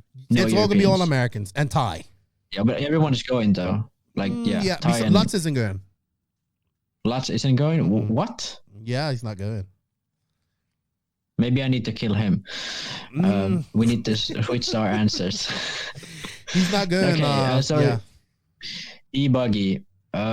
T-Bow's been pretty fast in E-Buggy recently, and if it gets blown out, their extra long arms might benefit him. So I put. Well, I don't know. Mayfield's gonna be there. Tetzman's gonna be there. Well, maybe I don't know. Hard, I know. Mayfield is definitely in the top 3. There's no question about it. I think Mayfield wins E-Buggy hands down. I think Mayfield wins every class. I think he sweeps it too. But I think Tebow is going to win Nitro Buggy. I think maybe Tebow. Truggy.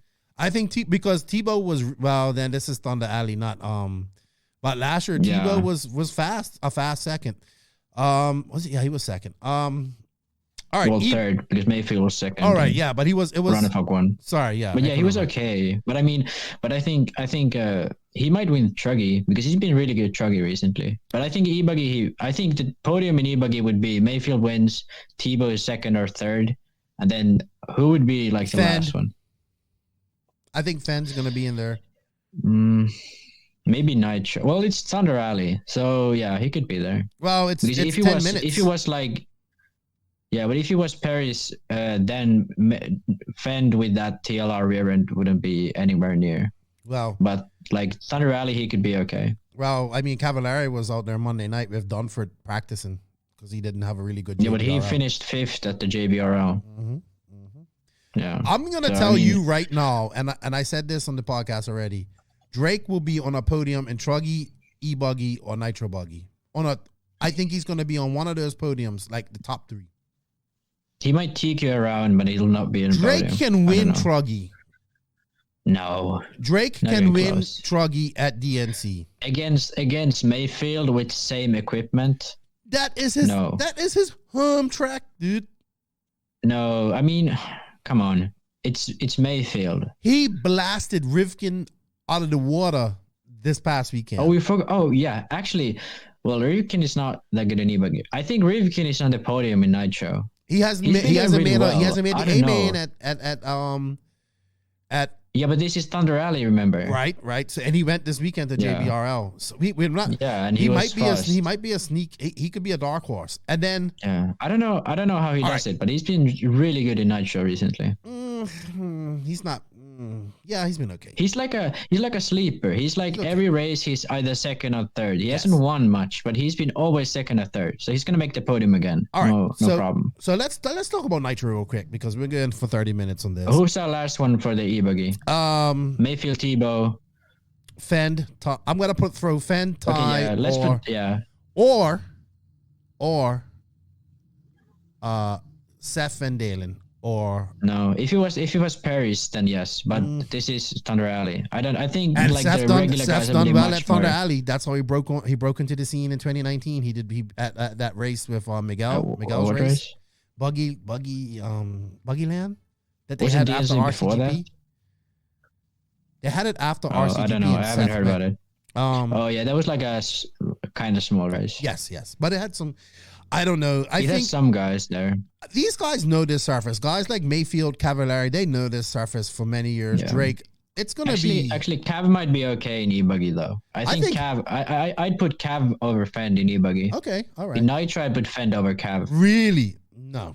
Yes. No. He's really Fend is much better Nitro driver than E-Buggy driver. But he never finishes. The length of the main doesn't. Yeah, but the thing is like.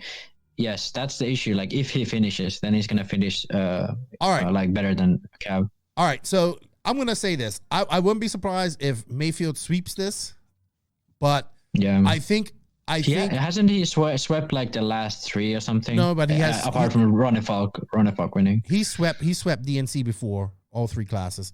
I can see Ty coming in Nitro. I can see maybe we got to see how those FX engines and that. But it's hot race tires. Yeah. I mean that track J Concept is really good, and like even Ronnefalk when he was there, he ran HB tires over hot race if I'm not wrong. So yeah, I'm not sure hot race. I mean, it's gonna be good. Those are a whole good year. tires, It's a whole year, over a year since then. You know what I mean? So what do you mean? When we was at RCGP. Yeah, but it's still the same surface, right? So but hot races developed out, more since then too. No, same compound. Well, they have a new compound, so maybe they're better in the nighttime. All right, so let's do our Nitro pick. HB tires. Nitro pick. Nitro I think pick. Tebow's gonna win it. Winning. I think Tebow's gonna win it. Okay, I'll put Mayfield is most likely gonna win it. But I won't if argue Tebow with you wins there. it, I won't be too surprised. Okay, I'm like Tebow that. is sort of like if he wins, I'm like okay, Tebow won. But if Mayfield wins, I'm like, come on, no brainer. What's going on? I hate always trying to pick Mayfield. It's like I know he can win it. Like there's no doubt that I know he can win all 3 of these classes. So I like to throw. I think the young guy that's going to impress me is and I think he needs to have a good race. Both of these guys actually need to have a really good race. Is Seth and Tyler because Tyler Jones. I don't know. And they just need to make the main. That's fine for them. Seth should make the main. Tyler will make the main.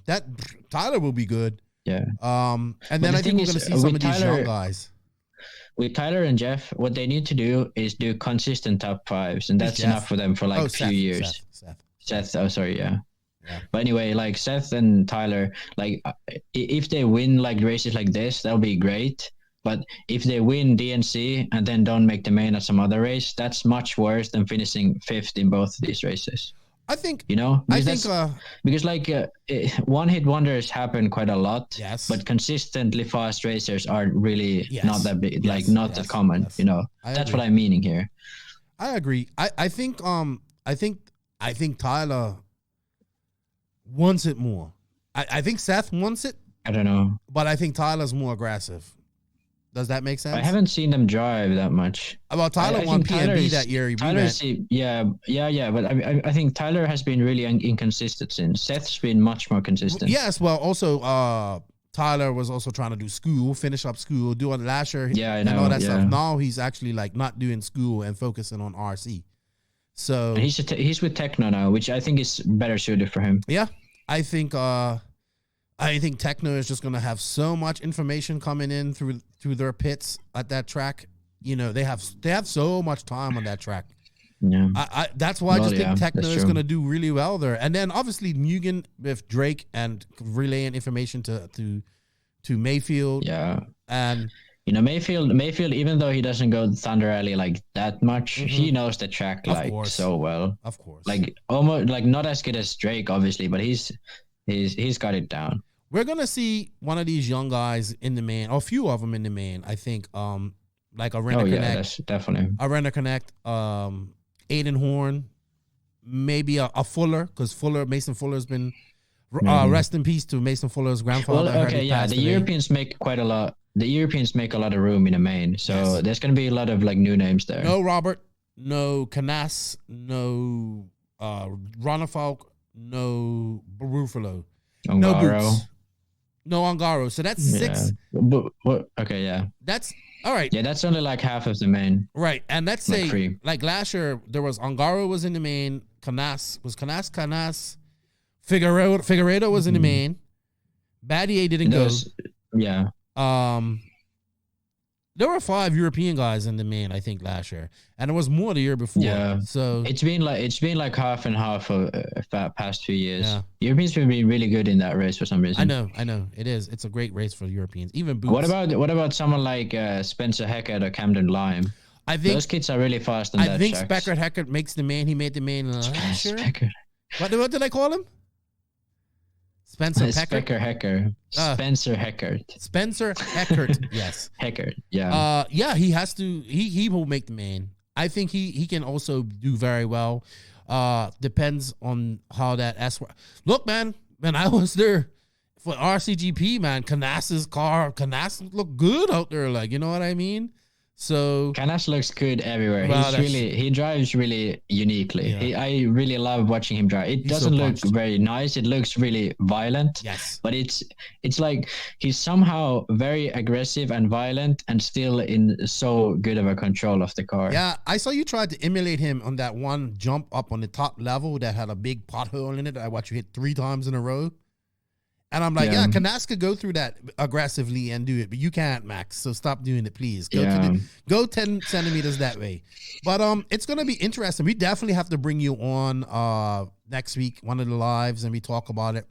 But DNC is gonna be great. I think we might have to. We're gonna do a preview show her next Wednesday during practice, and hopefully you're off. But maybe next weekend you can come on for a Saturday show or something like that. Yeah, maybe. But that's all the questions that we have. I know we said we was only going to do 15, 20 minutes, but see, we got talking about DNC and then, we're doing so another long podcast for everybody. Max, thank you for your time, dude. I know it's late.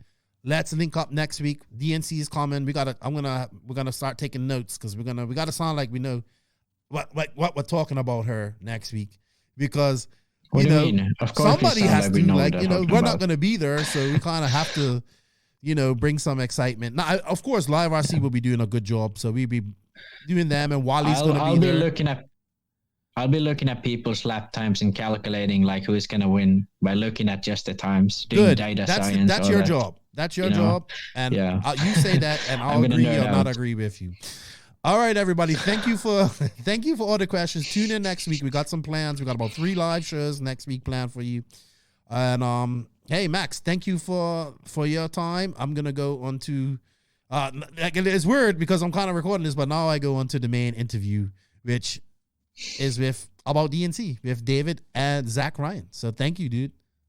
Oh, also, you dropped a video yesterday on Camber. Please go sub to Max Mort's channel. He just dropped a video on Camber. Go sub, show him some love. He's at 226. We need to get him to 500 very soon, and then 1,000 after that. Yeah. So go check him out, Max Mort on YouTube. And Max, we'll talk to you next week. Thank you for your time, dude. Yeah, no worries. Tekno RC. Tekno RC. Tekno RC is a premium manufacturer specializing in 8th and 10th scale high-performance off-road RC buggies and trucks. Visit www.teknorc.com for a complete catalog of their products. Tekno RC.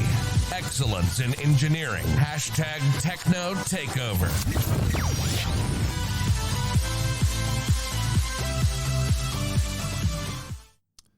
Yes. Thank you, Tekno RC, for bringing the main interview for this week. And joining us this week is the freaking Viking all the way from Sweden. Look, it's so cold. He's got his cool, nice, really cool HB David Ronnefalk jacket on, his New York Rangers hat. Where's the heat, man? Where's the heat inside the David Ronnefalk Arena? Yeah, right now we have, I think it's like 10 minus outside Celsius. So it's not any isolation on the roof or anything here, so it's a little chilly in here. It's probably like around 10 where the track is, but we got heated pit area at least. So in there I'm warm, but the connection was better out here. Sweet, I appreciate you coming on, Zach. Thank you for coming on. Joseph was supposed to be here, but he's out there testing 10 scales. So I thought it would be cool to have you on. I know you're gonna help me out a little bit next week when we do the lives. Unfortunately, you won't be there to become a 3-time DNC champion, Nitro champion. But we got to watch it and we got to analyze it. Zach, you went to DNC what year? Must have been like 2012, something like that. So you got to experience long time ago. Which track? At which track did you go to? It was Fear Farm, Arizona. Yeah. So I got to go in 2018 to Fear Farm, and then obviously in SoCal Race, Fairgrounds, where we had it the last 2 years. But here it is at Thunder Alley. The first time it's been at like Thunder Alley's been around forever. So I don't think it's ever held a dirt race. And this makes it interesting because JBRL was this past weekend. This is the first time in a long time we've had a DNC where there are weeks before that people can go race there. You know what I mean? Get used to the dirt. Obviously, the track is going to be different for the race, but it's not that. It's just getting on there, getting the surface. Because Thunder Alley is unique. You know, it's multi-elevated. That's not going to change. That elevation's always going to be there. Certain parts of the track will be there. So I guess I want to start with you, David. If you was able to go to this race, which I believe it's the 22nd running of it, maybe it's 21st, 22nd, I think. Would you be out there right now? Would you have been at JBRL this past weekend? I'm not sure if I would have done the JBRL. Probably. I know for sure. I was texting with Cole yesterday, and he flew out. So I would definitely be there at least this week. I'm not sure I would do the race last week they had there, but definitely some practice before, like I usually do when I go to the DNC. I try to go at least a week before to have some kind of nitro running because.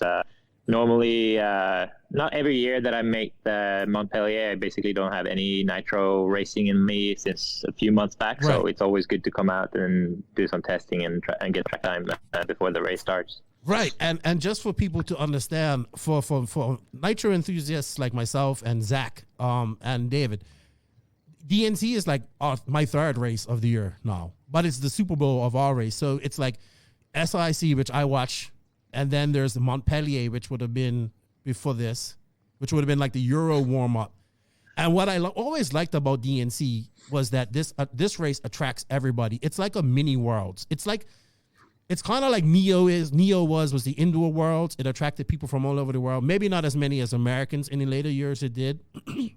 But DNC attracts a big European presence, Australian, New Zealand, Asian, South American, European. It attracts people from all over the world. This is one of the reasons why I like this race so much. It won't have that this year, unfortunately. I mean, in fact, David, you're what was it? 3-time e-buggy champion, 1-time truggy champion, and 2-time nitro buggy champion. So you've won every class there. Most successful European there. That's one of the big appealing factors is the international flavor. What do you think about that, Zac? Going there as a spectator and you've been to Worlds before. Well, I think probably the big standout for DNC is just like the time between your runs is so extreme that it's almost like you're driving on a completely new track, just because how much the track develops over the course of a couple of days, you know, and they split the schedule up, so it's sort of nitro and then it'll be, you know, truggy the next day, and so you may not have been on the track for sort of 48 hours, so you know you're starting afresh nearly with a clean skin on that sort of that time that you're getting on the track, and that's where it really sorts out the top drivers, I feel, because they're just so good at adapting so quickly to a completely new track, you know, learning different lines and taking sections completely different from what they would have had to have taken 2 days ago. And I feel like that's what DNC's all about and probably where the prestige comes from, and why it's so hard to win. Yeah, and Joey's tracks too, you know. We've gotten used to his tracks. Remember, I'm no offense, Joey was the premier track builder in the world, but there's many guys out there now that are building some really great tracks. Anthony Westergaard, Bobby Moore has his style. The guy in Brazil, Davide, who was going to do the Worlds track, he's really good. He learned from Joey. But Joey always seems to do a decent track, a really good track with something crazy in it, like his 6-pack that was the 2018 the bridge and the 6-pack. The bridge that cost you e-buggy championship as well, David, in 2018. And then that 6-pack was super dangerous on the front stretch there. So there's always, and this track, what I like is that Joey leaves the Bobcat skid marks in it too as well. So the track gets rough. Now it gets too rough. I think 2019 it got really too rough, I think. The year that that was at a new track as well. So I guess he had some time to get used to the dirt and everything as well. But it was very loose when we got there 2019 already from the start. Mm-hmm. The track really deteriorated. So but Yeah, this is just such an old race. It started at a small track in Hammett. Have any of you ever had the chance to go to Hammett? Maybe that was before your time, David, Zac. Yeah, I haven't been there. I had a chance to go there, and you read about this track, and you hear all these great things about it. And then when you went there and saw how small it was, you was like, wow, this is it. This is where all this great racing's held. But it was probably one of the hardest tracks I've ever driven on. The dirt was very dark. It was hard to see the holes and stuff like that. But so that's where this race. This was the battle. This was the battle between like Chad Bradley and Taylor James and stuff back in the day. Oh, this really really small track. I've seen some video of that. Yeah, lots of this track had actually. I think they might have had. They had metal ramps as well, like graded ramps. So it was like that's graded. That was the surface. So that wasn't. I mean, it made it consistent, but if it got wet, it was super slippery and. This is what this race was built on. And obviously it moved to Arizona. What was that? The Snake Pit or something like that? Or somewhere where it was some track where it was in Arizona for a time before it went to Fair Farm and many iterations. But this is the first time like Thunder Alley. Like, come on, Thunder Alley's iconic. It's there. I don't know if it's the best for pitting wise. You know what I mean? Because for RCGP, we kind of all pitted up on the back, and it kind of put us away from everybody because down in the front, it's kind of a small area. But I think racing-wise, this is going to be some good racing, just for the elevation, the surface, all this type of stuff. What's your thoughts on it at Thunder Alley, David? You had a bittersweet RCGP there. You were so dominant there in 2019, like so fast. You and Cole, so fast. You, Cole, and Canas, and McBride. McBride was fast too. But you above everybody, your receiver failed. What do you think about Thunder Alley as the surface and just for track-wise for these guys coming up next week? I think it will be interesting. The place is nice, and like you said, it's a bit far away with the pitting and everything. But I think that's just the case at any DNC. Like, you don't really want to be too close to the action as there's a lot of noise and also the nitro in the air and stuff. So it can be good as well. And I think it's a nice and, it will be nice atmosphere there. I think it would be pretty close to like an amphitheater, like something similar to Pattaya, which was even, at the next level in terms of that. But about the track, I think it's a good size track. It's cool with the elevation changes, like you said before. And, every time I went, it's been really fun.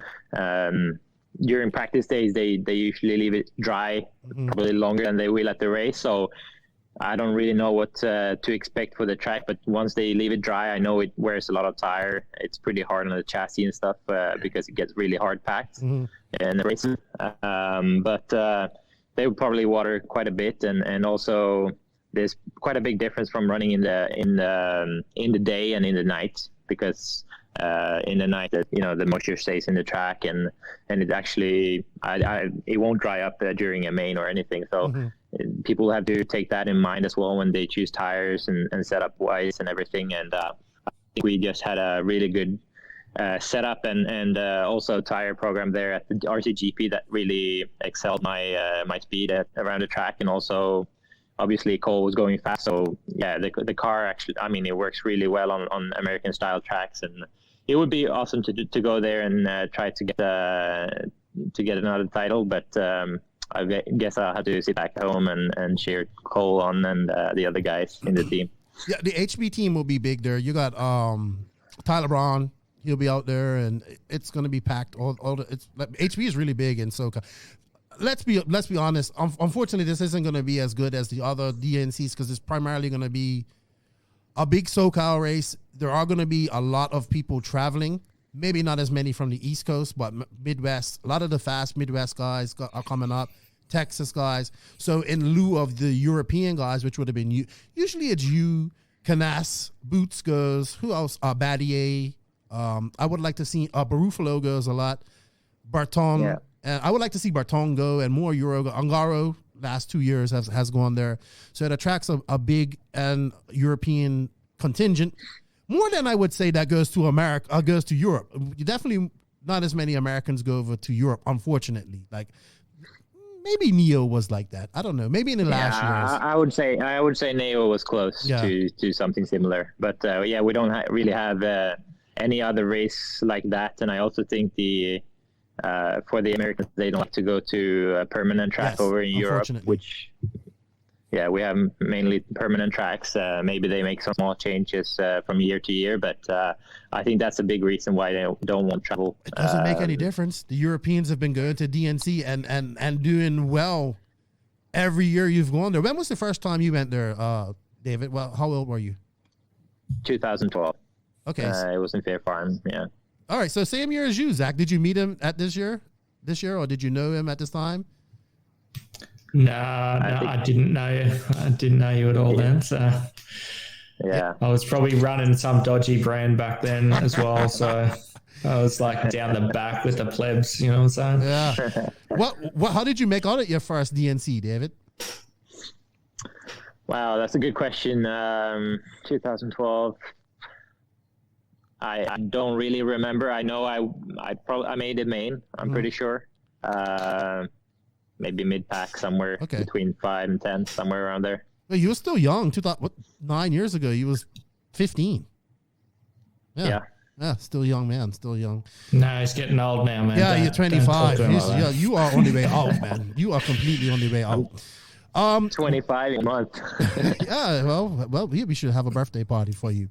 Closer to 30, mate. One thing that, yeah. Now it's not 30. It's not 20 now. You run it off to 30. For me, my first time going to this race, meeting everybody that going to this iconic race that you read about it in magazines and stuff like that. I really enjoyed it at Fur Farm. When I went, I'm glad I got to experience it there. It was different. It was definitely there. No running water. It was rough. Like sand, that wind would come up and rip all that sand in your eyes, and it was cold there too. It was definitely an experience. Getting showers at truck stops, I've never done that before. But what a great race it was. It was, the energy was there. I got to meet, like, my first West Coast race. So I was I'm used to East Coast races. West Coast was a little stuck up, like, people were like to themselves, but I got to know people. Then the next year I went, and you get to know people. And that's one of the things I enjoy about going to these races, is meeting the people, doing the pit walks, getting people's experience. And especially this race, there's such an international flair. People from all over the world come.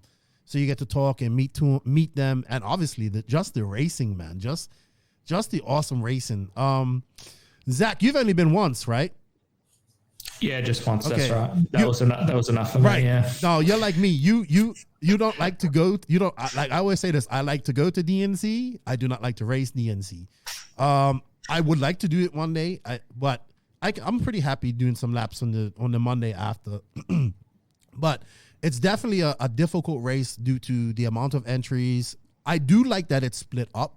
I do like that we have a day for e-buggy and truggy, which is great because it gives you some time to relax. You know what I mean? If you don't run those classes, that's fine. If you just run e-buggy or whatever, that's fine. Also for the pro guys, you don't have to worry about Nitro buggy that day. You just focus on that, and then Nitro buggy all day Sunday. I guess, David, looking at this race going in last year, you were super determined. After 2019, when you should have won, honestly, let's be honest. You would have won that race had it not been for that lamppost, which is just like another fluke. That was a crazy race. Remember, even during one of the qualifiers, that them guys, a hay bale split open and it went all over the track, and there was guys trying to clean it up during one of you guys' qualifiers or something like that. Just crazy things like this happen at DNC, and I will never forget it. I was on top of that Connex screaming like, "Let's go, Viking! Burn, rape, and pill it!" I was screaming this, and then I was like, he's going to demolish everybody. And then I just saw your car. I saw it go over that pipe, and I was like, what is he doing? What is he doing? No! Like, I was heartbroken. I was so heartbroken because I wanted you to win. But you came back in 2020 with complete vengeance. Like, what? How are you able to do these type of things, man? Like, honestly, like, I think if you was to hop on a plane right now, fly to California, and yes, I'm gonna swing on your nuts because I think you're the best, one of the best RC car drivers out there in the world. I think you could go not race 8 scale in probably over a year. I think you could go there. I think you can go there, and I think you could win next week. That's how confident I am in your abilities. Do you feel that way too? Yeah, I mean, I especially now I've been driving more than I think I ever have. Right. Now having my both tracks here, I mean, I think any wheel time is good. Then it's just a matter of a couple of days or so to get used to the class. So obviously, an 8-scale car would feel like a bus compared to a 10-scale field drive on carpet. But after 2 days or so at the track, I'm pretty sure I would be up to speed, and of course I would like to go for those titles. But yeah, that's repeat this year would have been on your mind. Repeat, new truggy. No, for sure. I think Mayfield's the only one to do it, right? Yeah, I think so. Yeah, I would definitely want to do it. I heard only good positive things about the track. I haven't tried it yet, so I would be pretty excited to try that. And I mean, even last year I was actually pretty good going with the truck as well, even though it was a pretty old platform. But this year it looks like people saying it's a lot more corner speed in a new car, and also great drive out of the corner. So that was kind of what we were missing on the old car. So it would be pretty exciting to try that and go for the 3 feet. But I guess I'll have to wait for next year. I know, it's so unfortunate. You're doing quite a lot of racing, obviously indoors at the moment, but that surface is nowhere near what you would have at DNC. I mean, is there really anything similar outdoors in Sweden? I mean, not that I have seen. I mean, honestly, I think in terms of like rough tracks, I think Sweden is the place you want to go if you want to practice rough, because really? Rough tracks. Maybe you remember the 2017 Euros, which Robert won on that huge. Oh yes, we have up here. Yeah, that one was really rough towards the end. I mean, when I grew up racing, all the tracks were like that, beat up and rough and bumpy and loamy and dusty. And I mean, I'm an 8-scale driver and I'm an off-road driver. So I love these kind of stuff. I would probably struggle more on a smooth, like high bite slick style track. But I'm getting pretty confident on that stuff as well. So, when you're leading up to Vegas, that obviously there was going backwards and forwards between super smooth and then, okay, we're going to change it back to an old school track. That change, were you were more happy to see that they'd go to an old school, or it didn't really matter at that point? You were pretty happy on both surfaces, or like you still prefer to this day that it would be like a blown out sort of old school track? No, I mean, Vegas, I liked it like it was. I think it was pretty natural. Yeah, they watered the track during qualifying, but it became rough and off-roady, let's say. And like you said, we had plenty different conditions at that track during the year before leading up to the race. But I definitely prefer like it was at the Worlds. I know Silver State, they use some kind of sugar glue. I mean, for me, I like the old school off-road racing more, like DNC, let's say. It didn't get too rough at RCGP though. Not too bad. Not like DNC rough, normal like the year before. At Thunder Alley? Yeah. No, I mean, it wasn't that rough. It was... Yeah, a little bit, but also during the final when they kind of water the track before, everything gets a little bit less crazy with when the moisture stays in. It doesn't get like as edgy, the roughness of the track.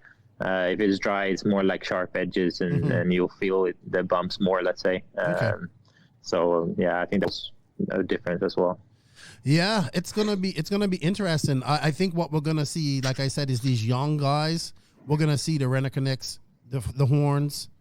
I know it sounds bad, but Rivkin hasn't made an A-man at DNC for the last couple years, so I think he'll be there. He was at JBRL this past weekend, him and Brunson, so they're taking it serious. I think Drake, man. I honestly think we're gonna see Drake on a podium. Maybe not on one of the 3-man podiums. Okay, if he runs 40 plus, he'll win 40 plus. But outside of 40 plus, I think we can see Drake on an e-buggy, truggy, or nitro podium, because this is his home track. This is his home track. He knows it like the back of his hand. He just demolished guys at JBRL. I think we're going to see Drake. I mean, he finished 7th last year. I think we're going to see him do well. The old man is going to do pretty good.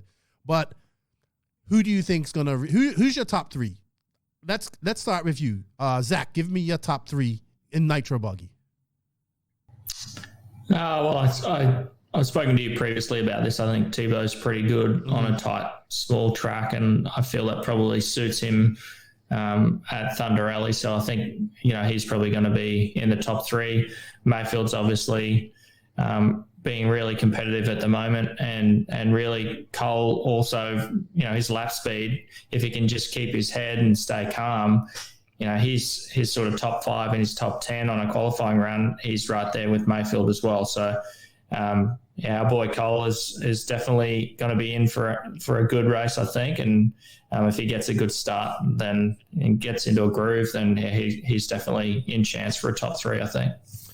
How about young guy, Zac? Any person you think that will surprise you if they make the top 5, or even if they make this main?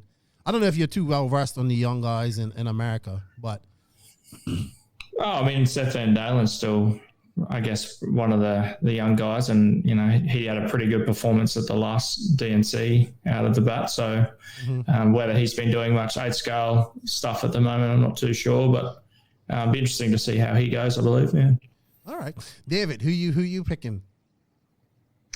Yeah, I would say 3 guys would definitely be Ty, Mayfield, and people like Zac said. And the last couple of races, Cole, like Zac said as well, Cole has been having the speed, not having the starts that, little mistake, especially in the starts, which kind of throws him off pace he's not really in it from the beginning. And I think those first 5-10 minutes is crucial for him to stay up front. And if he is, he can for sure challenge for a top 3 spot.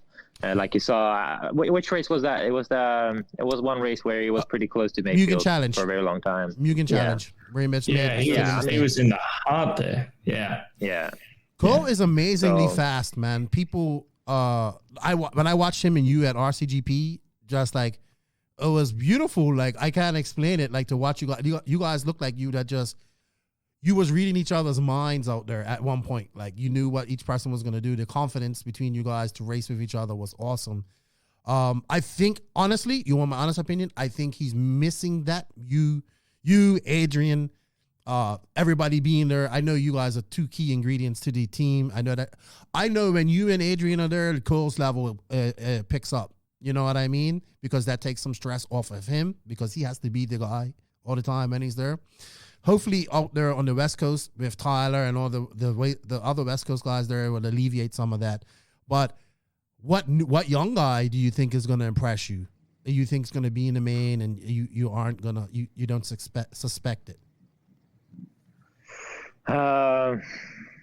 Yeah, Seth is obviously fast. Tyler Jones. Yeah, but those guys, I expect them to be if they ain't in the main, then they're not on the road to being pro drivers. I'm talking about like younger guys. We're gonna see some of these younger guys come at these guys. Maybe like young guys that ain't making no noise right now. 10-scale guys. Well, I would say, go ahead, Zac. I was just going to say that I see Kaisho have actually got in as a sponsor for DNC. I didn't even realize that Kaisho was still going. So maybe CJ Jellin might come out of the woodwork and throw something out. I was shocked to see that they sponsored it too. I'm like, hold on, you guys don't have a team manager, but you sponsored DNC. Okay, I'm confused with that. But yeah, give me your suggestion. Who you think is going to do well? Young guy. David. I would be pretty excited to see also the young kid on our team, like Filong. Yeah. To see kind of his progress. I think he can make pro e-buggy main. He's really good at e-buggy. I saw some of the last race. I think which one was it? Southern Indoor. That he made pretty good. I'm not sure which one it was, but he was up there in one of them in the main, and it's when you're that young, you always develop pretty quick your skills and everything. So he's been looking promising, and I think it will be exciting to see what he can do at the race. For sure. Well, I'm honestly, I think I'm picking Tebow to win this. He looked really fast last year behind you. Mayfield, obviously, and I have to throw in Tessman or Cavallari. Cav was out there Monday night, man. Out there Monday night practicing, getting that extra practice in. He wasn't happy at JBRL. He had Dunford there. I posted up a video of it. I think Cav needs to have a really great result at this race. And TLR needs it too. Dakota will be quick too. Excuse me? Yeah, Dakota will be quick too. Yes, for sure. yes, if he stays together. But I think Ty, with the new tires, new engine, he has a lot to prove. He needs a good finish. And, man, I tell you, there's going to be so many individual battles here that we have to talk about. Like, there's going to be the Tekno battle. Like, Tekno is going to have 4 guys there that can all be in the A-main. Who's going to be their top driver? Who's going to win out of Tyler Jones and Seth Van Dalen and Joe Bornhorst? You know?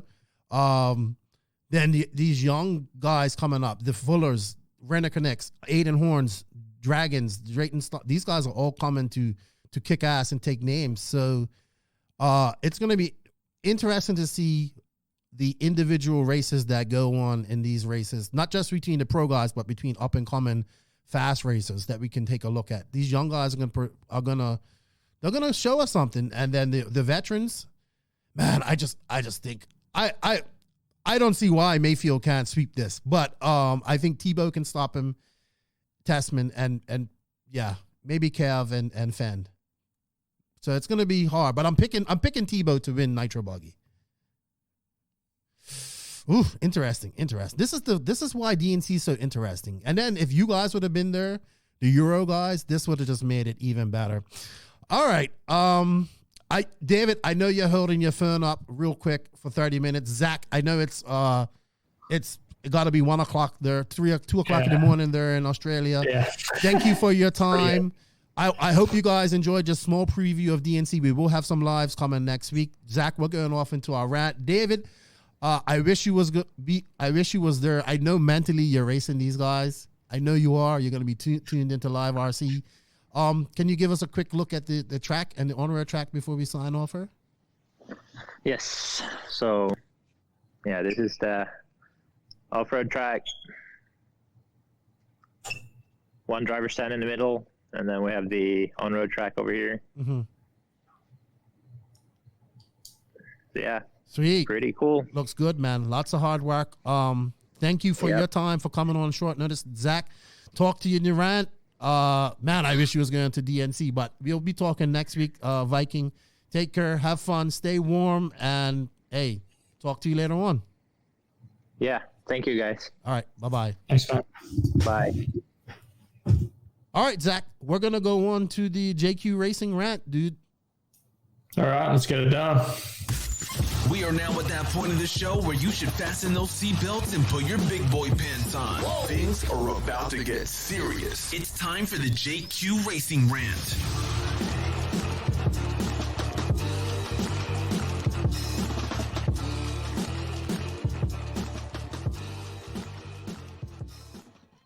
Yes, it is that time of the podcast, the uncensored, unfiltered, noisy part of the podcast that is the JQ Racing Rant. And no, there is no JQ here this week, but this is a rant about something that he definitely feels he's passionate about. He just made a 3-part video, and his last part was about federations, where he criticized EFRA for being very slow, which I agree with him. I constantly criticize the non-existent ROAR.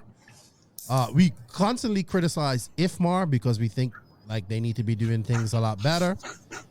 Zac has been to a few world championships. He also participates in FEMCA, which is the Asian the Asian Australian organization. So he wants to rant a little bit about that because he's a little bit pissed off about the dumb shit that they be doing as well. So hey, Mr. Fancy Pants, put on your big pants because now it's your turn it's your time to shine. Let's go. Let's talk about it. Well, JQ had the IFMA slogan, right? He worked that bit out. I think we've worked out FEMCA, right? Okay. So it's for elderly men's casual attendance. Right? That's Femke, man. Really? Because I have fucking no idea what the hell is going on with that organization. I've been going to Femke's for probably 10 years now, maybe 15, something like that. And the part that just frustrates me to no hell is it's the end of the road with Femke. It's not a stepping stone for a world championships. Like, what the fuck are they doing making this race and not having that as the qualification for the worlds? So I don't get it. If you have a look, right, Femke, what? So for every standard worlds, there's about 39 spots or something for each section. So how is Femke's one of the bigger blocks? Like, I think Efra's got more countries than what Femke's got in our blocks. We're not like Raw that only has 2 countries. We've got like 10 or 12 countries or something, right? So you got to split the 39 entrants up by all those countries. Now, do you reckon you can go somewhere and read how that gets distributed? Well, you know, you have the same problem that Efra has as well. Distribution of IFMAR entries to the worlds. I believe the European champions does not even qualify them for the. I believe if you win the European Championship, obviously you probably do get you do get into the IFMAR World Champs, but it's done country per country, and some country and you kind of have the same complaint as they do. In fact, I have to say this, but Raw and America actually has it right this time. Like, one qualifying race, you qualify from there 100%. And the top 30 or top 40 from that, because obviously America gets a big slot, they go. And I don't understand why all the other organizations can't do this. Even so what I can gather, right, because it's been like, it's not, you go to Femke's webpage and it's not written down anywhere. So this is the only way that I can come up and rationalize it in my head. It's got to be done by population, right? So Australia's only got 25 million and we're up against China. Yes. So they're getting huge population. They're getting big brownie points on their population. Good on you, mate. So they get 13 spots, direct spots for the Worlds, something crazy like that, right? Right. And Australia gets 2 spots. So we get 2 drivers guaranteed out of the 39 that can go to a World Championships. And yet at a Femke race, you know, if the Aussies go, we're typically probably 75% of the main. So could you imagine like how intense that Femke would be if you went, anyone who makes the semi-final or the final at least gets a spot for the Worlds, right? And that needs to be the qualification, right? Because then everyone's watching Femke. They want to know like who's going to qualify for the Worlds. This is going to be an interesting race rather than, I'm in China. How you going, mate? You want to go to the Worlds? I've never seen you at a race before, but you can go to a Worlds. Oh, you went to one Femke, but you finished in the 128th main. Yeah. That's good, mate. Oh, come on. What's Femke doing? They should be putting their best drivers forward. I agree. Maybe they take the top 20 out of Femke. I think. I don't know. Yeah. And then they straight go to the race. Like, and then you can give each country 2, like it has to, obviously. I think China gets like 20, you said 20 something, and they never go to the Worlds. You know what I mean? So it's like a waste. Right. Well, they don't even really come to Femke, mate. That's the thing. Like, I've been to all these Femkes, and like, yes, we had one Femke in China, and they hosted a good race, but like, why aren't there must be some government restrictions there that's stopping them. That's why. Yeah, but it is just so bizarre, and it's so frustrating because typically what ends up happening, right, is they go, okay, well, China gets 13 spots, but then of course they don't go to the Worlds. So you find out like 2 weeks before the Worlds, oh, we've got all these spots available. Does someone want to go to the Worlds? You're like, what? So I just ring up my boss and be like, oh, hey man, I'm just going to go to this race that lasts for a month. And, you know, we're going to go over and I'll see you next year. You know what I'm saying? Not only that, it's like $400 to entry fee to join, to get to do the Worlds. People don't understand that. It's expensive. Yeah, it's we need something else because do we need to revamp it completely?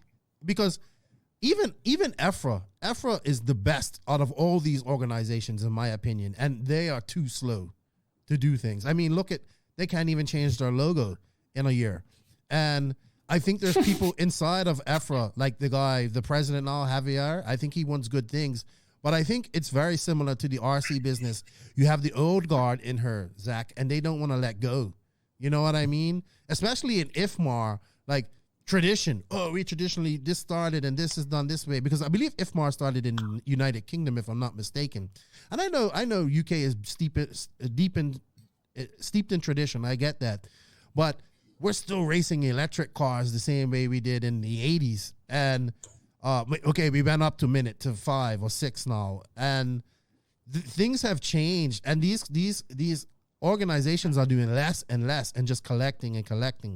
And we, the people, we should be asking, like, what is going on here? Like, I know in America they don't pay, because people don't pay raw fees, but I think what they want is an organization that actually cares about them and wants to help promote RC, because this is what they should be doing. They should be helping to promote RC as well. And that's the thing, right? A lot of these organizations are run by people that are just volunteers, you know, especially for the FEMCA side of things. So, you know, while I can be frustrated, and some side of me is like, well, you know, they're doing this all on their own time, but because they've just been so set in their ways for like 15 years, you're like, well, come on, man, you kind of having a laugh here. You need to get people like you.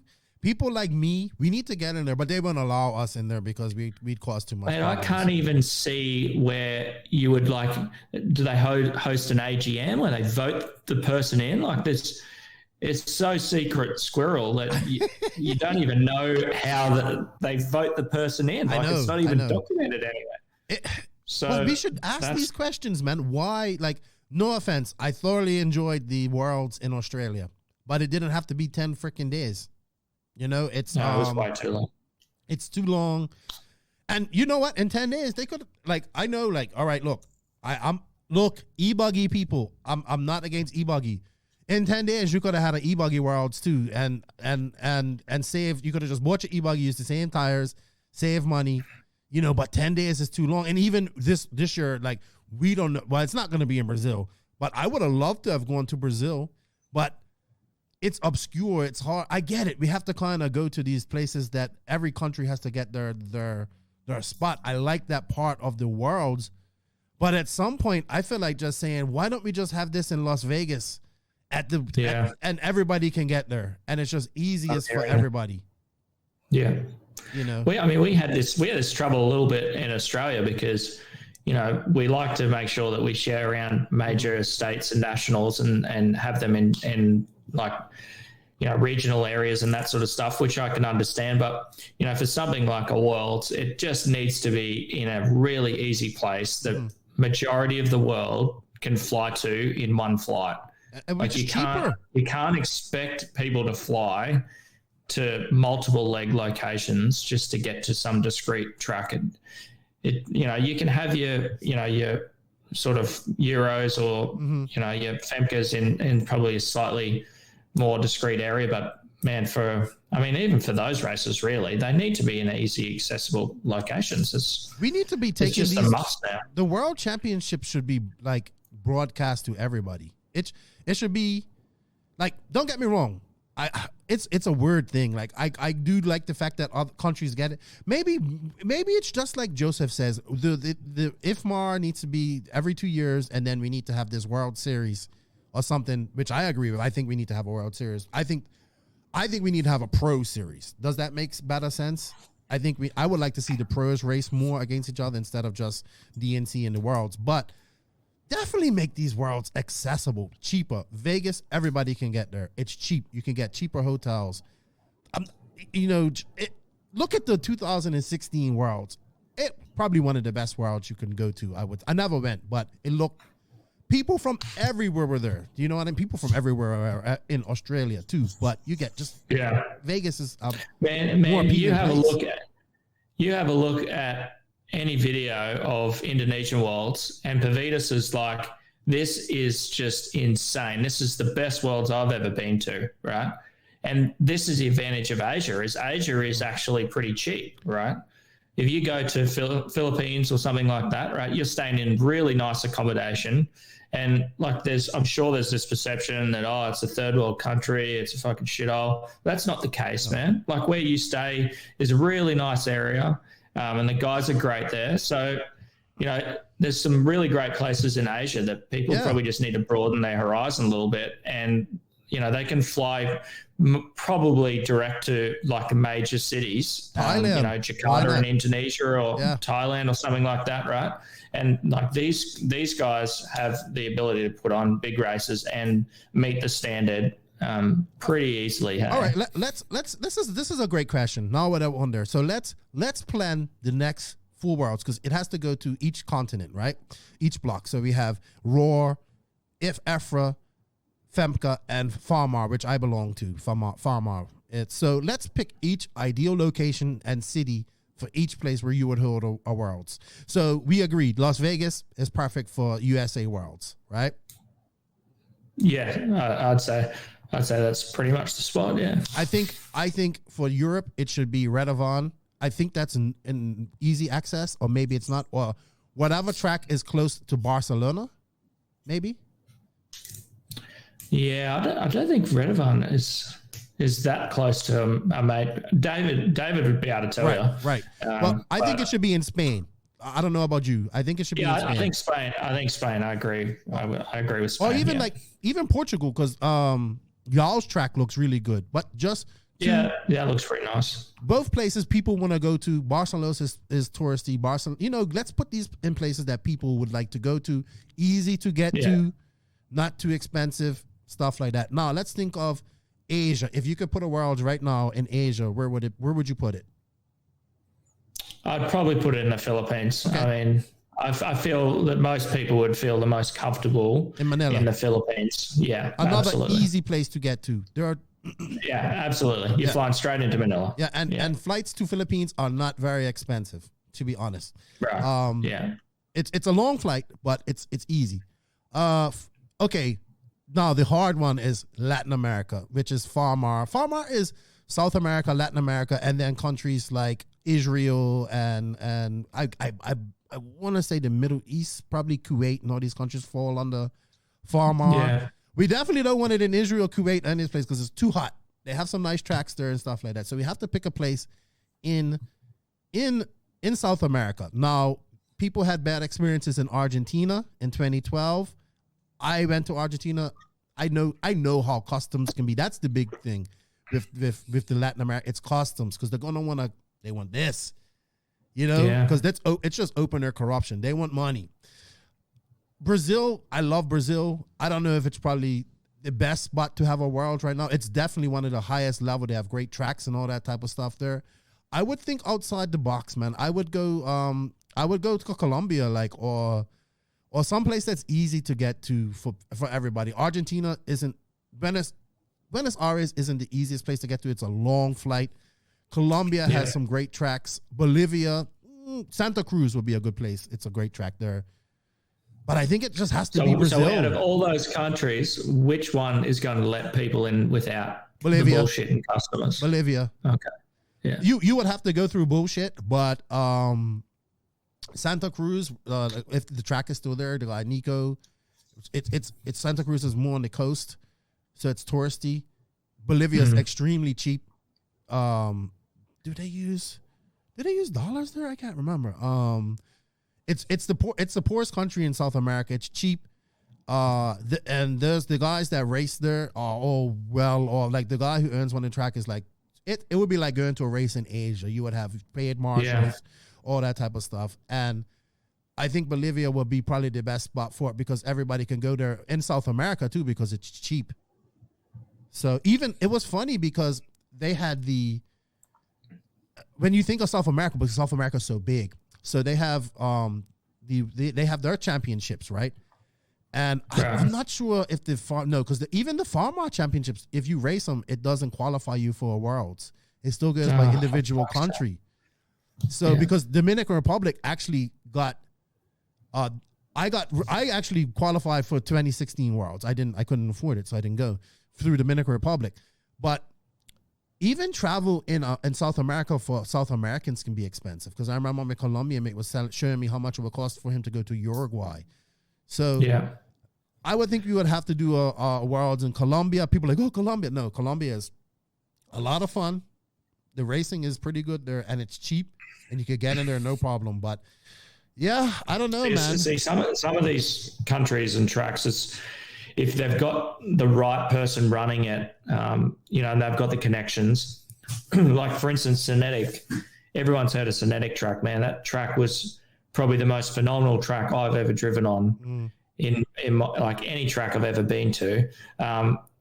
But those guys couldn't really host big races because the amount of people that would come in, they would need to liaise with the government and inform them that they're running a certain event.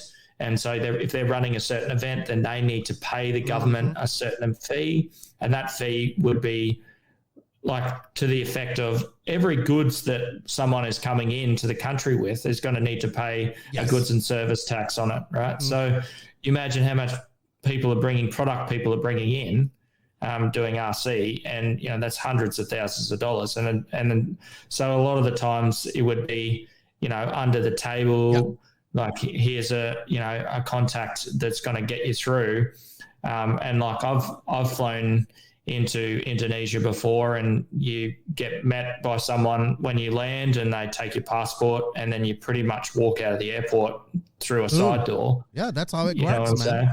That's how it works. And this is the challenge with some of these countries because it's, they've got the abilities to host something incredible, but there's some loopholes that they need to get through to run them, right? Yeah, especially in South America, you would need to, what companies would need to do would have a broker.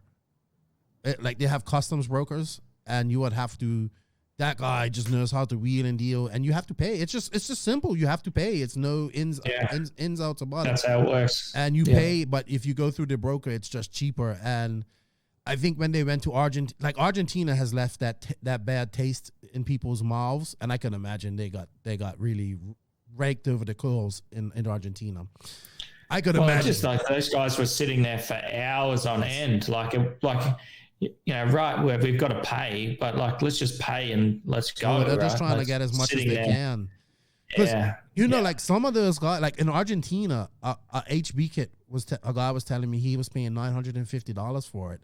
It didn't come in the box. It came in like in the bags because they couldn't put it in the box because somebody would just fly in with it, in with a few kits in bags. $950 for, so when people complain about RC is expensive, it's not as expensive in South America too. So I hate to say this, but maybe South America is one of those countries that until we can figure out things and get a perfect place to do it, which I think Bolivia would be. People are going to go to this is IFMA's job.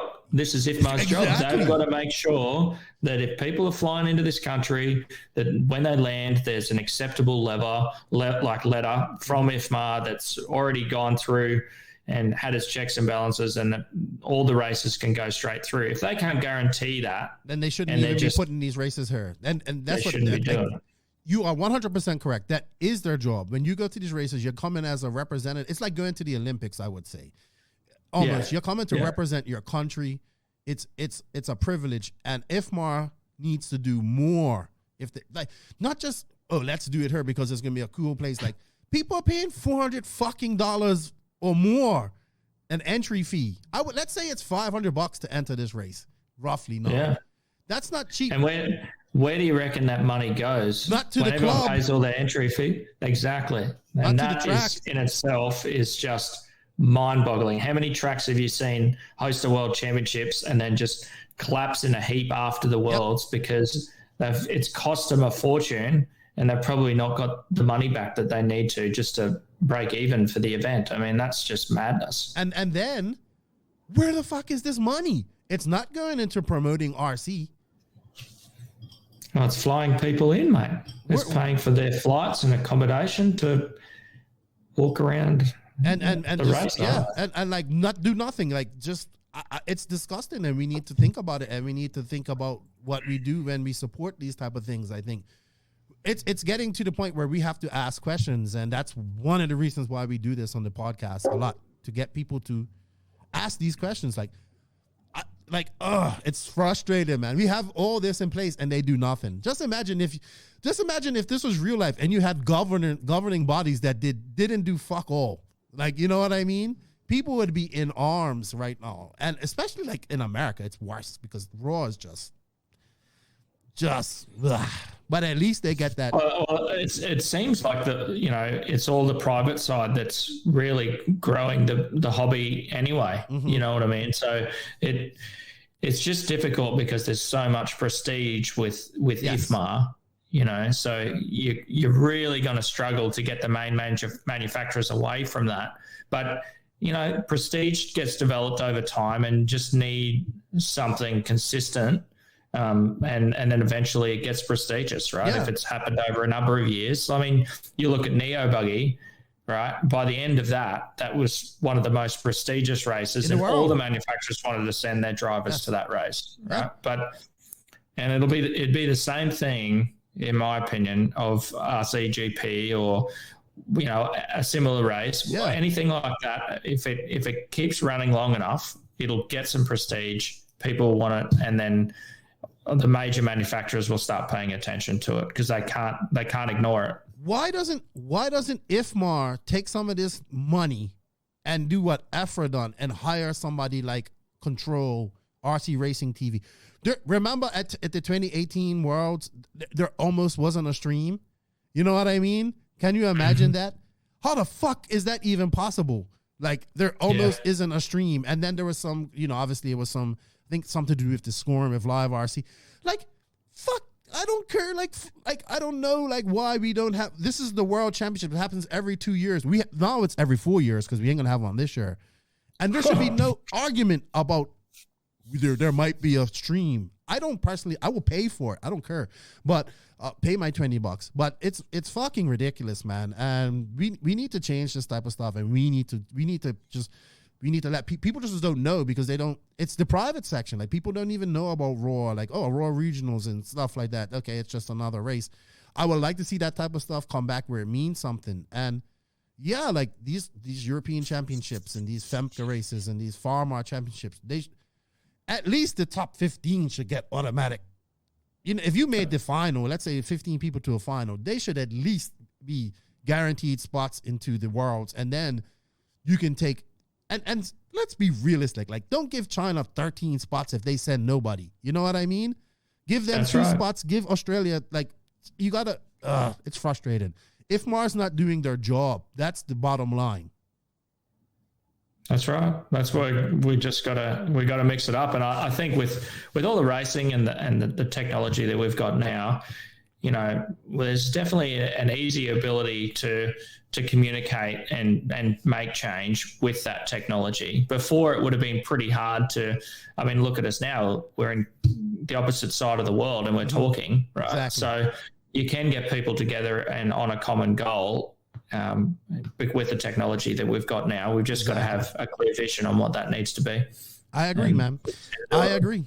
You know what? IFMAR needs to start doing their fucking job. It's simple as that. And these federations as well. Simple. I agree. I like Afra, but they're kind of slow too, So and I think, honestly, in America, we either need to have a competing like Norca was, or just pay somebody to run Raw, like, you know what I mean, and get it done properly, like, and just actually give a fuck, like, give a fuck about racers and promoting RC and making RC racing better. Like, your job is not to just collect fucking race fees and be like, we put on a race and we're not going to give enough to this club, so who put on the race and fuck their club after it's done.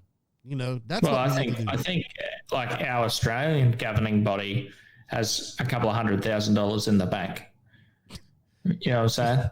Like, what the hell are they doing with that money? I don't know. Like, they're not spending it promoting racing in Australia. Like, you know what I mean? Saving this money for 20 years. Like, look at the money we got here now. Finally, we've saved this much money. I'm like, we got to start spending some money. Yeah, donate it to some of the clubs. Like maybe start a beginner program. Maybe, I don't know, like help put a race on in Australia where people can see it and get exposed to it.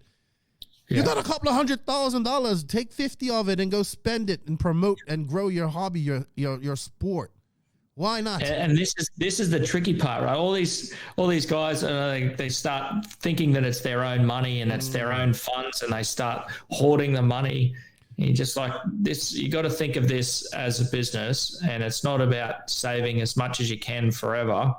It's about like you've got to keep spending the money and improving the hobby. And that's, for instance, our club at the moment is we're trying to keep the balance at a steady state, but we don't want to save forever, right? We've got to buy infrastructure, and we've got to improve the facilities to make sure that people can see that if they're coming and racing here, the money that they're putting into the club by racing comes straight back into building a new pit stand or undercover area or something like that, right? That's what the community needs to see at the moment. Are you guys members of the Australian Federation?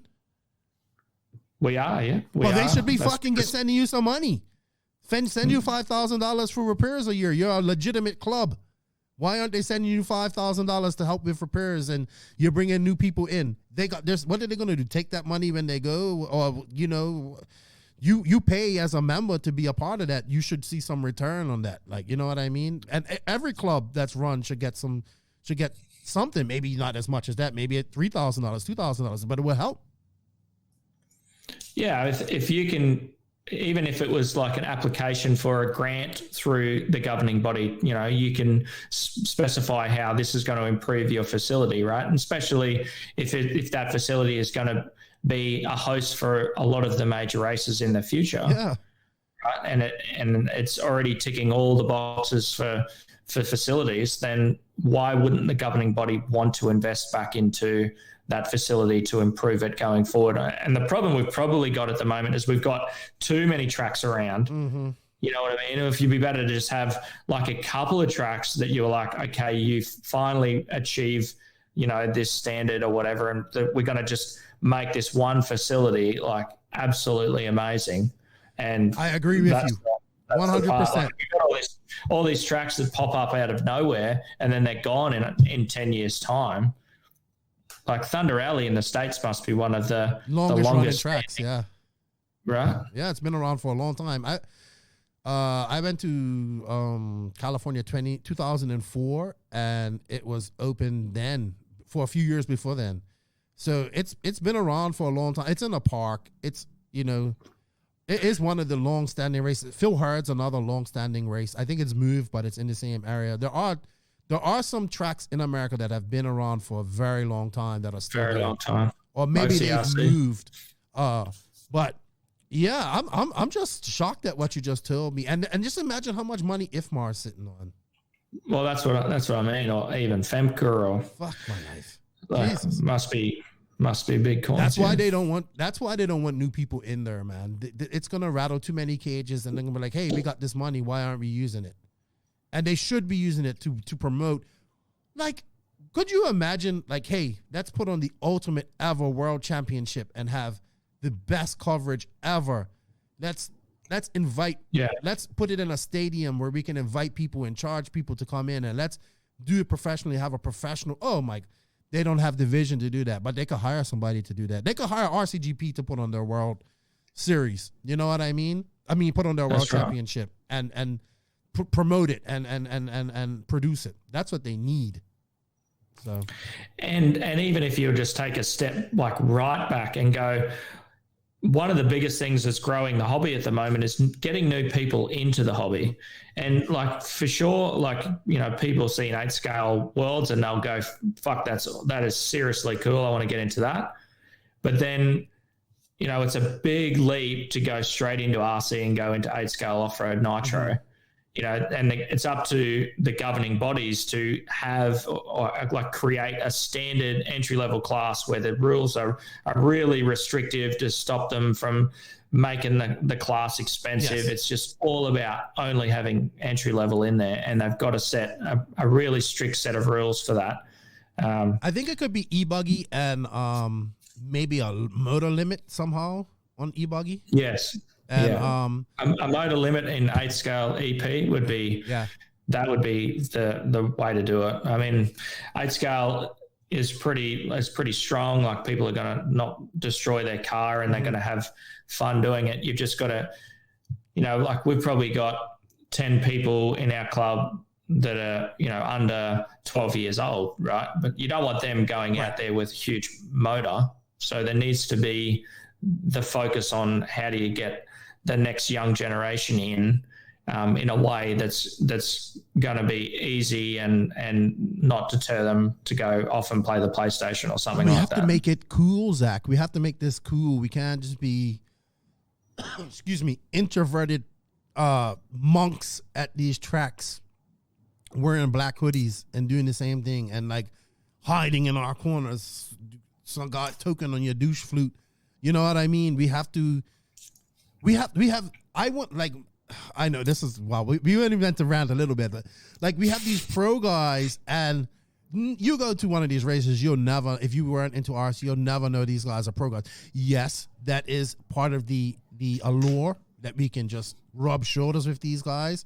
But there's a difference between you and I. I do RC for a living. You do it as a hobby. I do RC like this and all that type of stuff. Well, there's a difference with those guys. They race for a living.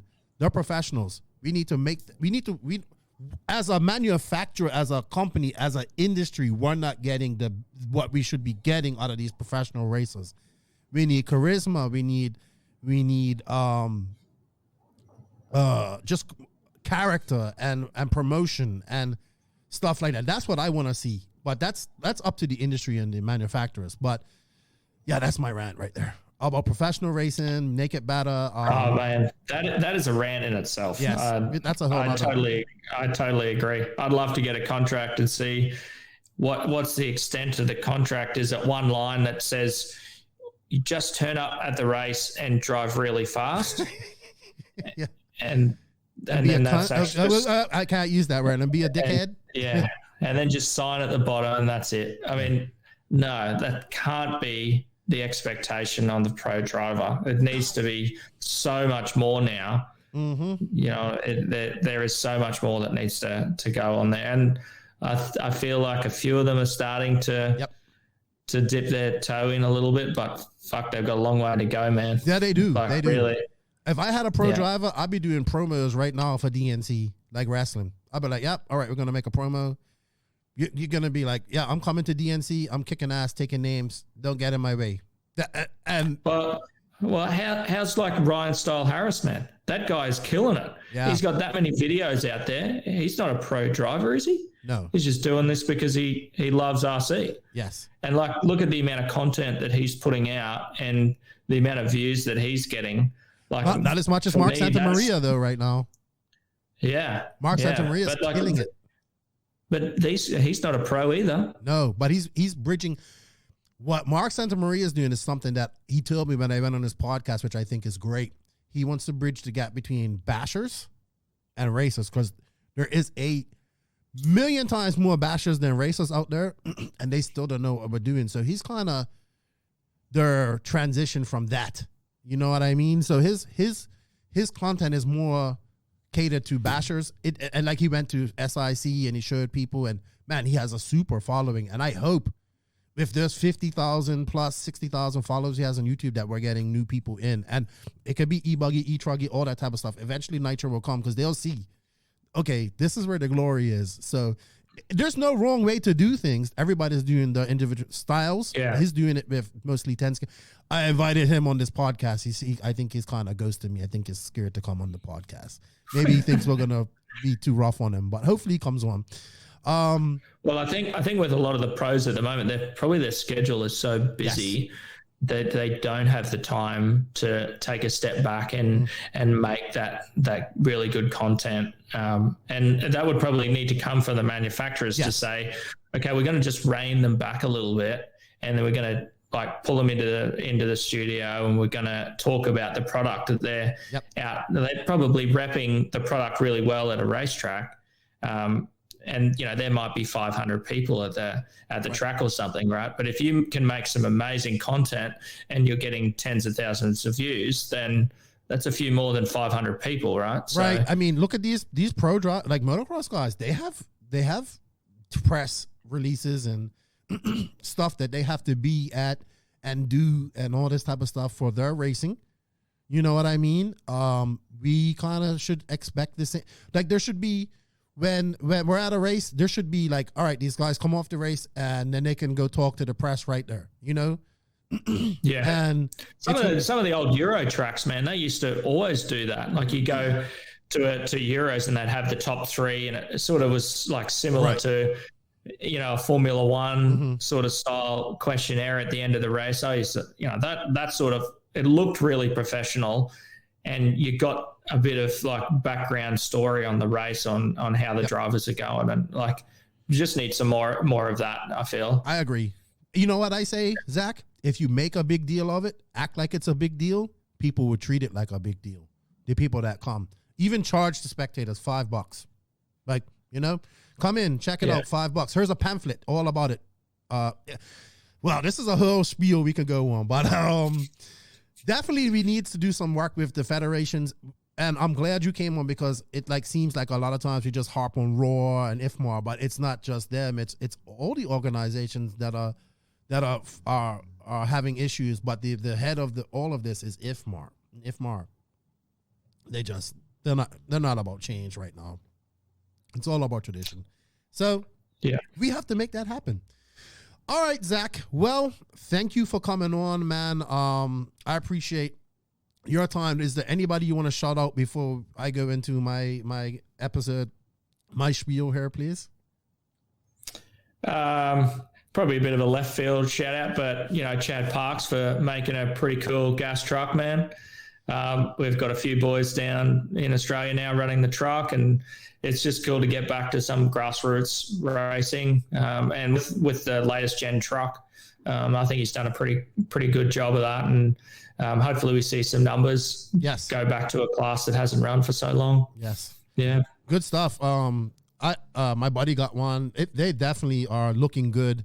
Modern gas trucks. Do I think it's going to be the next big class? No, but I think we'll get a class of at various races, 10 heats. Maybe it would be good to see some pros do that too once in a while, like old memories. But great kits. If you're thinking about getting one, it's Ignite RC Designs, I believe, on Facebook. And we had Chad on the podcast last year as well. It's on video, so great dude. Great dude. Thank you, Zach, for all your time. You're going to be coming on. I love having the Australian part of it. I can't wait to get like JQ and all of us on one time to do one of these rants. I want you to go like in full Aussie man mode and just go on an epic F-bomb filled rant with JQ. I appreciate your input. Thank you for your time. I know it's late. Check out Pine Hills RC Raceway. Great example of a club track. We will be talking about that a lot when Zach comes on. He also has a great pamphlet. If you have any questions about surfaces, tracks, anything like that, please, Zach, people can just hit you up on Facebook. Yeah, man. You can hit up Pine Hills Dirt Racing on Facebook, or just, straight to me, Zac Ryan, Facebook. Yeah. And we need another blog from you, Mr. Fancy Pants blog that's up on the NNRC website. Go check that out, guys, as well. It's a lot of good topics there. Blogs are great. I love blogs, especially when it's something going on and you can describe it so well with words. Shout out to all of the NNRC squad. Thank you guys for all of your support. I hope you guys enjoyed this. We're constantly trying to do different things for the podcast. Keep it fresh. Next week, I think we're going to do like 3 different live shows. We're not going to be at the DNC, but we'll virtually be there. So that should be good. And shout out to all the patrons on Patreon. Thank you guys for your support. It's greatly appreciated. If you wish to be a patron, you can do that in the link that is in the written description. Shout out to all the awesome sponsors that support the podcast. Mayako, Tekno RC, Beach RC, JQ Racing, Sun City RC Raceway, Racecraft USA, Manscaped.com, Papa Willie's Traction Tonic, RCMX, Wally Built, House of RC, and JQ Threads. Don't forget to sign up at House of RC, people. It's really important. Shout out to Rowan the Barbarian, Adam Reevy, Connor Ehlers, and everybody else that helps me out here doing my, in the background, her doing the podcast. It's good to have some help. And Zac, man, I will talk to you later. Thank you for your time, dude. Remember, everybody, Nitro's the glory. E-Buggy pays the bills. If you ain't grinding, you're sliding. And I don't know. We need an Aussie saying. I don't know. What do we have one real quick? We're not going to get an oi, oi, oi out of you. Oh, man. No Aussie likes that saying. I know that. I don't say that to anybody. No. You're not getting anything from me, man. You have to wait for the next rant, I think. Well, I will tell the story about the time I went and introduced myself to Kyle McBride and his dad and the words that I used that made them go like that. So anyway, that's a story for another rant because it's pretty bad. All right, everybody. You know what? That's the end of the podcast. I hope you guys enjoyed it. Remember, subscribe on YouTube for us, please. That helps us out, as well as Max JQ. And hey, Lefty, I'm going to get the outro right this time. Out. Thank you for listening to the No Name RC podcast. We greatly appreciate all the support and love from you, the listeners. Without all of you, none of this is possible. Special thanks to our patrons on Patreon. If you wish to support the podcast further, you can at patreon.com/NNRC podcast. As a patron, you will receive early releases, special content, and Patreon-only giveaways. Also, please follow us on Facebook, Instagram, and our website, www.nnrcpodcast.com. Remember, Nitro is the glory, but E-Buggy pays the bills. If you aren't having fun, it doesn't make sense. And if you ain't grinding, you're sliding. Lefty out. Nitro is the glory. Nitro is the glory. Nitro is the glory.